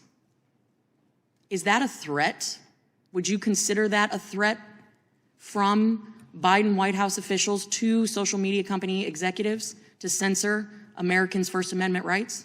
I think you would have to ask that question to them. I can't speak for what was intended by that message. If you were in that position, what would you do?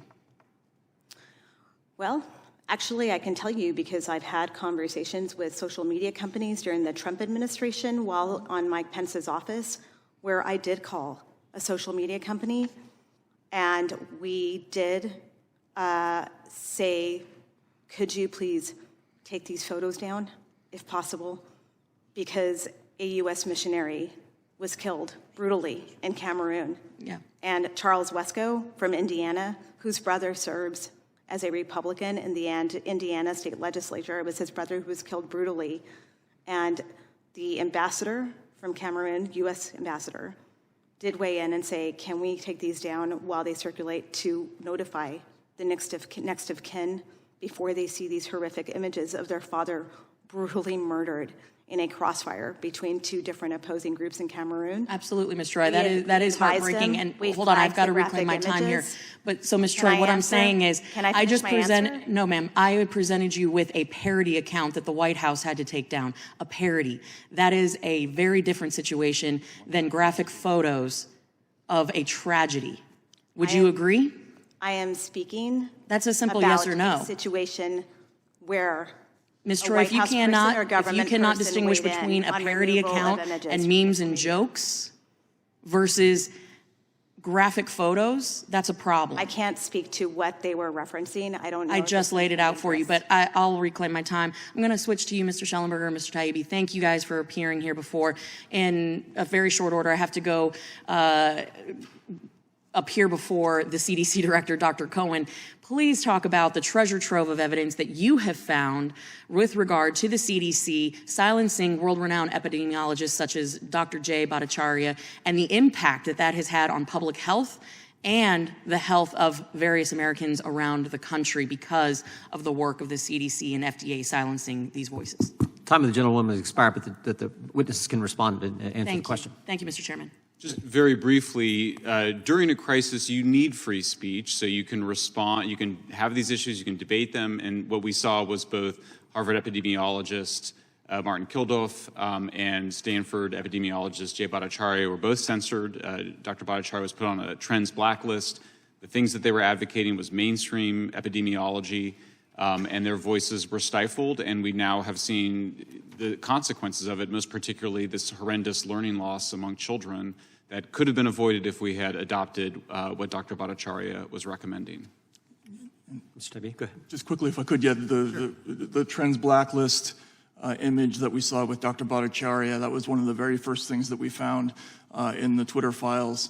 And it was an early example of what we came to understand as malinformation. It's the idea of something that's not untrue or it is true, but is believed to produce an undesirable political result. This is extremely dangerous. Dr. Bhattacharya had a legitimate scientific opinion. He turned out to be correct. His study was later ratified by the WHO. But it was considered to be against the policies of the current government. And so he became one of the most suppressed people in the country during 2020 and 21, which is exactly what the First Amendment was designed to prevent. I would just point out before recognizing Mr. Goldman that we will take you up on what you said, Ms. Troye. Ms. Kamick asked you a question and about Mr. Slavitt and Mr. Flaherty, and you said we should ask them. And we're going to. That's why we sent them a subpoena this morning. We want them to come in and answer these questions about why the White House was attempting to censor American speech. With that, I recognize the gentleman from New York for 5 minutes. Thank you, Mr. Chairman. My colleagues and friends from North Carolina and Florida are asking why we are talking about Donald Trump. The answer is because this subcommittee is called the Subcommittee on the Weaponization of the Federal Government.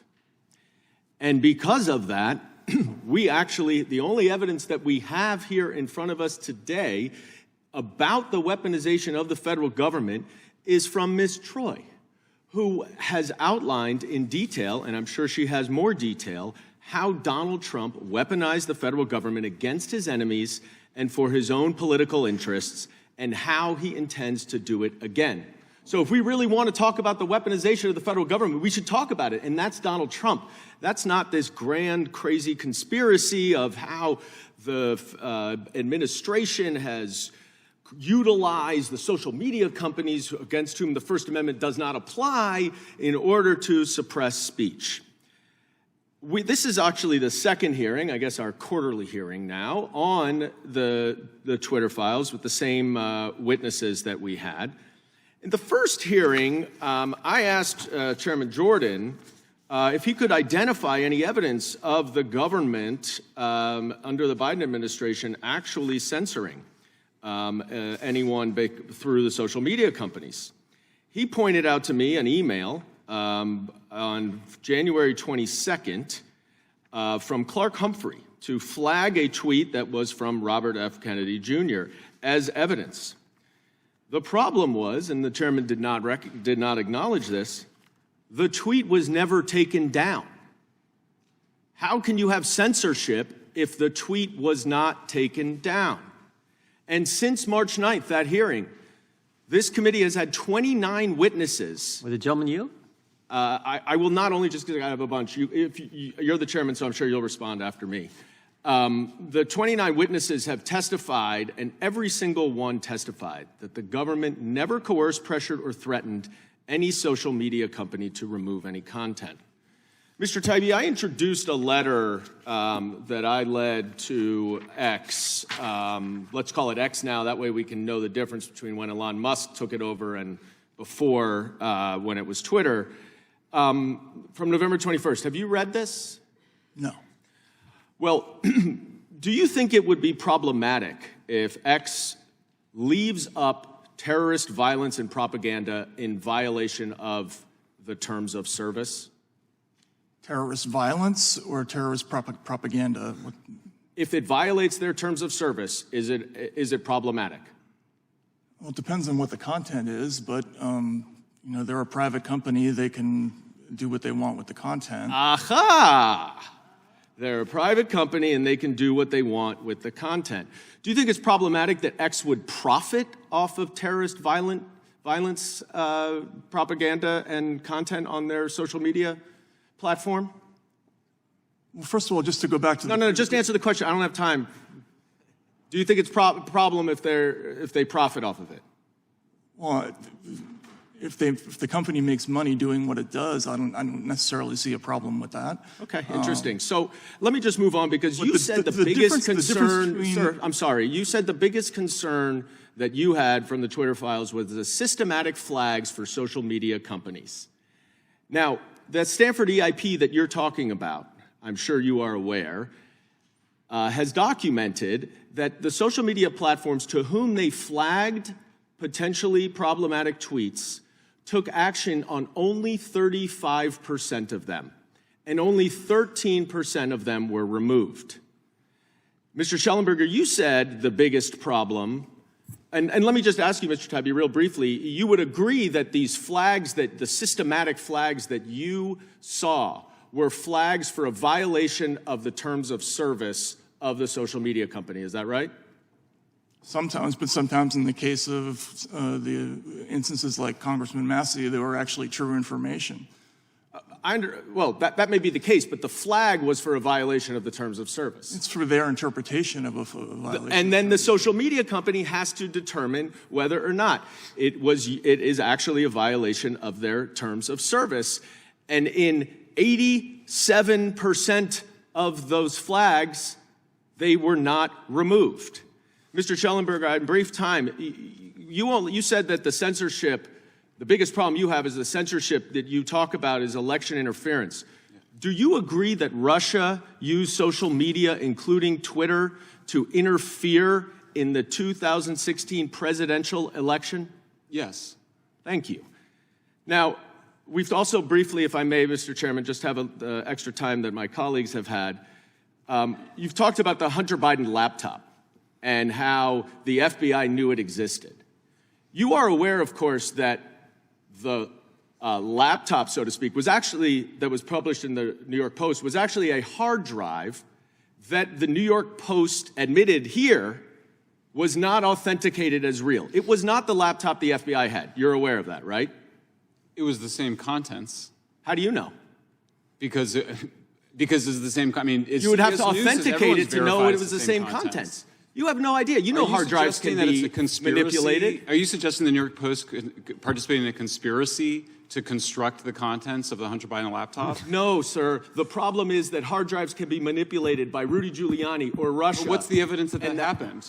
Well, there is actual evidence of it, but the point is it's not the same thing. There's no evidence for it, so you're engaging in a conspiracy I'm glad theory. you agree with me, Mr. Schellenberger, that transparency is the most important thing. And my last question for you is, do you think it would be transparent if Hunter Biden came to this Congress and testified in a public hearing, and more transparent than if he testified privately? Literally, I've never thought about that. I have no idea. You don't know? Literally never thought about that. Is public testimony more transparent than private testimony? Are you familiar with the First Mr. Amendment? Chairman, I yield back. The Congress shall take no action to abridge freedom of speech. Yeah, and that's what you just described. Mr. Schellenberger, is 13% censorship still censorship? Absolutely. And the other 87% is what we call the chilling effect that the courts have long recognized that they engaged in. That is the problem. There's a broad, by the way, part of the operation, Congressman Goldman, part of the operation was to change the terms of service. So you see them constantly trying to change the terms of service. You see them, it was 35% of the URLs that were, this according to EIP, were labeled, removed, or soft blocked. That's all forms of censorship. That censorship is not just removal. But 65% were not. So how can the government be so coercive? Does the First Amendment say that the government for the course on government efficiency? Does the First Amendment say the government can censor 35%? Time of the gentleman has They're expired. not censoring. They're flagging in the social media companies. So under coercion. 35% of a First Amendment? Or? It's not the First Amendment. It's the terms of service, as you said, and they are flagging it for the social media companies to make their own decisions. That is not the First Amendment. That is the terms of service. We have just seen Congressman, you're an attorney. You know that 4 federal judges have already ruled that. And I know that it's on appeal in front of the Supreme Court right now. That debate was very constructive. Whew, that was I fun. think that got to the heart of the issue. That's the problem right there. The that's gentlelady from right. Wyoming is recognized for 5 minutes. Thank you. You know, when you were here in March, I commented that sunshine is the best disinfectant and that this place needs to be fumigated. We've been working hard to do that over the last 7 months, but it hasn't been easy and our work continues. Mr. Schellenberger, when you last testified before our subcommittee, you responded to a question from Chairman Jordan when he asked about the Hunter Biden laptop story, and I'm going to quote what you said. You said, quote, "Now maybe the FBI agents who were going to Mark Zuckerberg at Facebook and to Twitter executives were warning about a hack and leak potentially involving Hunter Biden. Maybe those guys didn't have anything to do with the guys that had the laptop. We just don't know." Well, you know what? Now we do know. And we know, after interviewing Laura Demlow, who at the time of the Hunter Biden laptop story was on the Foreign Influence Task Force, we have learned from her that she and others on that task force did in fact know about the laptop before the New York Post story broke, and they knew it was his. In other words, the work done in the years since the release of the Twitter files has continued to expose the extent of the censorship industrial complex. These discoveries show the importance of your testimony and the oversight work that has been done by this committee. What do you think this shows in terms of the complexity and scope of the censorship industrial complex? What I mean by that is, even though with the trove of information that you released over a year ago, or approximately a year ago, we're still filling in the gaps to understand the extent of what the federal government has engaged in terms of violating the First Amendment. Yeah, I think one of the most important things that it shows is that the censorship is in service of disinformation. It wasn't that they prevented the New York Post from publishing. It wasn't even that they did, the tweet eventually did come back on Twitter, was eventually allowed. But the disinformation that was planted, that myself and all my family and friends believed, was that there was something fraudulent about the Hunter Biden laptop, which we now know was actually the Hunter Biden laptop. It's been verified now by all the major media and everybody else. But it created the perception that it was misinformation by the Russians. And of course, that conspiracy theory continues to be peddled today. So that's what it did. And that's how these guys at CTIL thought about it. That's how all of these operatives that are used to waging disinformation campaigns and psyops in foreign countries turned those tools against the American people. And that's the critical point. They have been turned against the American people. Absolutely. What do you think about the fact that the FBI agents warning Twitter about a hack and leak were the same agents who knew that of the existence and legitimacy of that laptop? What do you think about those people? It's shocking. Like you said, I was trying to only report on what we knew at the time, but obviously when that came out, it's absolutely shocking that you would have the FBI sitting on this information in 2019 and then seeding the idea that there would be a hack and leak coming. It wasn't just Aspen Institute, it was also Stanford came out, and they used that as a pretext to attack the Pentagon Papers principle upheld by the Supreme Court that when journalists like us are leaked information, we can publish it and we're protected by the First Amendment. We saw Stanford Institute attacking that precedent and saying journalists should no longer follow the Pentagon Papers principle. They should no longer report on information leaked to them. They should not do what Matt and I and Alex just did with publishing these files leaked to us by a patriotic whistleblower who knew absolutely that this was wrong, that it was a violation of the First Amendment, that it was a violation of it in the spirit and the letter. And that's the kind of, to see these institutions of the establishment argue against this great American tradition of journalism and the First Amendment, it's quite appalling. It's shocking. Shocking. Ms. Subramanya, here in the House, we are exposing the U.S. government censorship by proxy, which uses social media companies, academia, and private companies to circumvent the First Amendment. At the same time, we are watching with horror as liberal democracies in Europe and Canada are not even trying to hide their efforts to censor their citizens. We know where this is going, and without exposure and reform, we could be doomed to the same fate.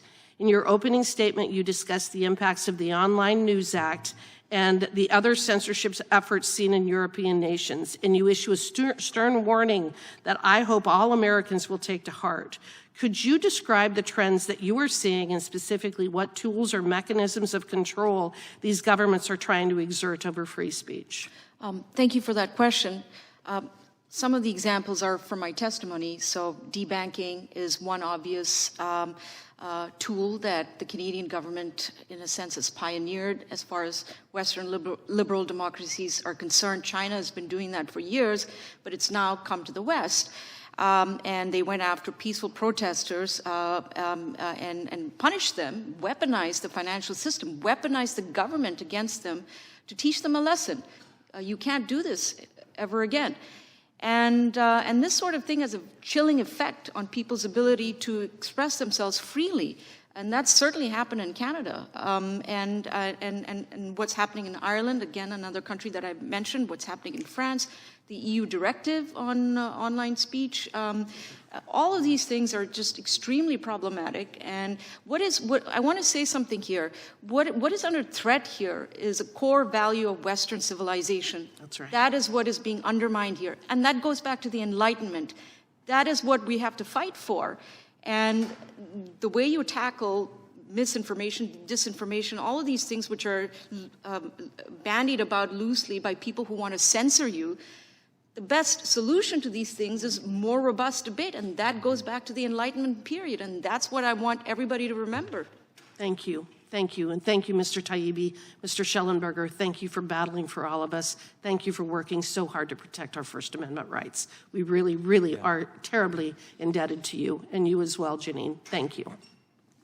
Thank you. The gentlelady yields back. Mr. Subramanya, well said. The chair now recognizes the ranking member. Thank you. Thank you, Mr. Chairman. In 2017, as some of you may recall, one of Trump's first official actions as president was to issue the chaotic executive order barring any travel from 7 predominantly Muslim countries, effectively serving as a Muslim ban. He continued these attacks on immigrant communities throughout his presidency. And he has promised to strip immigrants, if elected again, of their benefits and work permits, execute the largest deportation effort in American history, strip immigrant children of American citizenship, even if they're born here, and reinstate and expand the Muslim ban. Ms. Troye, you were an advisor in the White House when the Muslim travel ban was implemented. Can you tell us, as a national security expert, what happened when that ban took place? Was there advice given before the president issued that? Sure, there were numerous discussions, and just to clarify, during the travel ban time, I was at DHS. I was the lead intelligence officer on the travel ban, coordinating the entire community. There were significant discussions on intelligence assessments conducted. I will say that there were heated discussions and meetings where members of the Trump administration, loyalists who wanted to override community intelligence assessments to suit the countries that they wanted on the list. There was significant pushback. There was advice from career intelligence officers, senior intelligence officers like myself, about the threshold of these assessments. I will tell you that it went to the extent where there were senior officials Googling what they considered to be intelligence input and sending it to me to be included in official community coordinated intelligence assessments and saying that those were facts, which was appalling to me because that is not how the intelligence community, it's not how we operate. So there were numerous situations like that where that was the kind of dynamic that we faced on critical issues like this, which impact numerous matters of national security that I can't get into because they're classified, but those matters of national security when discussing certain countries and the impacts of the travel ban were serious, and they were raised. So in the execution of that travel ban, can you explain to us or share with us the interagency actions in the immediate announcement of the travel ban? Was this something that had been worked through? No. How did that happen? No, we were blindsided by when it was issued, especially at DHS. As you saw, it was horrible. There was chaos at the airports, which you saw. We did not have the proper time to figure out how we were going to implement this executive order. There was no coordination of how we would carry these things out, especially in the aftermath of it. I remember CBP agents sitting at airports and TSA, like everyone was mass confusion about what was happening. The leadership of the department was not consulted or given a heads up. That is kind of how that played out at the beginning. And this is from a newly elected president who did not understand the levers of power that he had upon coming into office. I can only imagine in the next administration, should he be elected, what he would do understanding that. An individual who has a long history of racist controversies, who has xenophobia in his usage of what he has done. 1991 book by John O'Donnell in Trump's criticism of a black accountant. He says, "Black guys counting my money, I hate it. The only kind of people I want counting my money are short guys that wear yarmulkes every day. I think that the guy is lazy, and it's probably not his fault because laziness is a trait in blacks. It really is. I believe it's out of his control." And when questioned about it, he said, "The stuff O'Donnell said about me is probably true."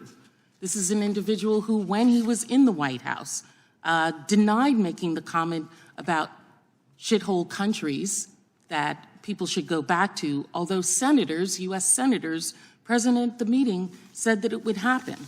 Ms. Troye, you signed a statement with over 130 national security experts that explained how Trump had routinely vilified immigrants in this country, which, among other things, makes him unfit to be the commander-in-chief.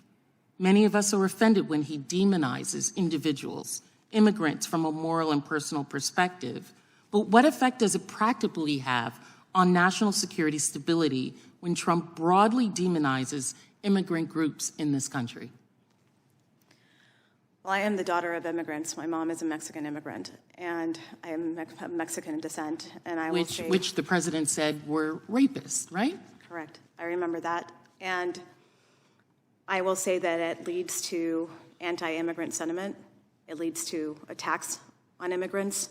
It leads to situations like when they repeat the Great Replacement narratives, it leads to mass shootings like the one in El Paso at the Walmart where my aunt was in, when the shooter talked about the Hispanic invasion of Texas. It leads to situations like that. It leads to the violence and hate that you are continuing to see in the divisiveness of this country. I will tell you that it also speaks to another scenario that I remember clearly was when Trump kept calling it the China virus, and he did it on purpose, and it was the attacks on Asian people in this country increased during the pandemic. That is one thing that I know was recognized internally in the White House, that rhetoric would increase attacks on Asian Americans here, Asians in our country. I will tell you that Mike Pence took that very seriously. He did not use that lingo because he knew that it would lead to these types of hateful acts that we're still seeing in our country today. The gentleman yields back. We have one more questioner. I don't know about Ms. Sanchez, but I think we have Mr. Armstrong on our side. Then I'll give the ranking member a couple minutes for some thank yous and closing comments. I'll just take a minute or two, and then we'll be done. So if he can hang with us. Mr. Armstrong is recognized for 5 minutes. Thank you, Mr. Chairman. Upstairs, the CDC director is testifying in front of an oversight committee hearing. And when I get a chance to go up there, I'm going to ask them about the CDC using taxpayers' data to buy location on American citizens to see if they comply with COVID lockdown. And down here, we're talking about censorship and social media. And the reason I bring those two things up is because I think the First Amendment and the Fourth Amendment are what make the United States unique in the world. There's no other government on this planet that has such robust protections of both speech and privacy. They've also held up and been incredibly resilient throughout the course of time. The Fourth Amendment has dealt with listening devices and drones and telephoto lenses. And the First Amendment, you talked about Skokie versus Illinois. The problem is I don't know if they survive the digital age, not without Congress's help. And we're going to deal with the Fourth Amendment and privacy and all of that. But the First Amendment means that the government has no power to restrict expression because of its message, its ideas, its subject matter, or its content. Thurgood Marshall, pretty smart guy. And the problem we run into with the government's current and extensive efforts to censor speech on social media comes down to a few essential questions. What is permissible speech? And who decides what's permissible speech? So we've talked about it, and we've alluded to it, and we've written a report about it. But I want to talk just really briefly. Mr. Schellenberger, what is the Election Integrity Partnership? What is it?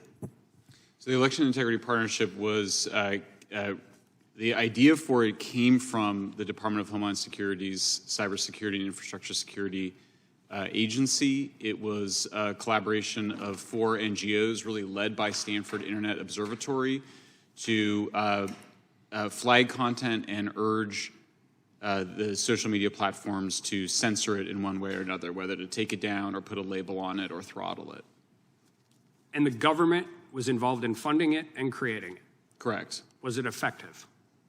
As we were discussing, it resulted in action on 30. I mean, the platforms responded 75% to 75% of the content that was being flagged by the EIP, and then in 35% of those cases, they took action. Mr. Taibbi, you earlier wanted to jump in on this subject, and I'm going to allow you an opportunity to talk. The question is was the government involved and engaged in censoring speech leading up to the 2020 election? Yes, I think so. Absolutely. I mean, through the EIP and through a variety of other means. I think it's also worth pointing out, you brought up the purchasing of geolocation data. Many of the companies that do social media monitoring are also in the business of selling geolocation data to the government. So it's a very similar pattern, even though there's been a Supreme Court ruling that says that you can't get geolocation data without a warrant. I believe it was Carpenter v. United States, yeah. right? Yeah. It subsequently came out that multiple agencies were doing that anyway through middleman companies, and this is basically the same pattern that we see with speech with groups like the EIP or CTIL. It's essentially a workaround, a legal workaround. Well, and I think we're going to the and it didn't quit in 2020. We're going to get to that, but I mean, the problem is we define misinformation and disinformation very differently. And what I've come to figure out what it means from the government is anything critical of the government. But it's already evolved from that. You know, I sat in Brennan's transcribed interview, and he just blatantly said, I don't care if it's true or not. And in June of 2021, CISA's Countering Foreign Influence Task Force created a mis, dis, and malinformation team, the MDM team. What is malinformation, Mr. Schellenberger? That's accurate information that could lead people to have the wrong conclusion. So the main example of this is often true stories of vaccine side effects that might lead people to be hesitant about taking the vaccine. So not only were they censoring information they deemed to be inaccurate, they were censoring accurate information, and they're continuing to do it now.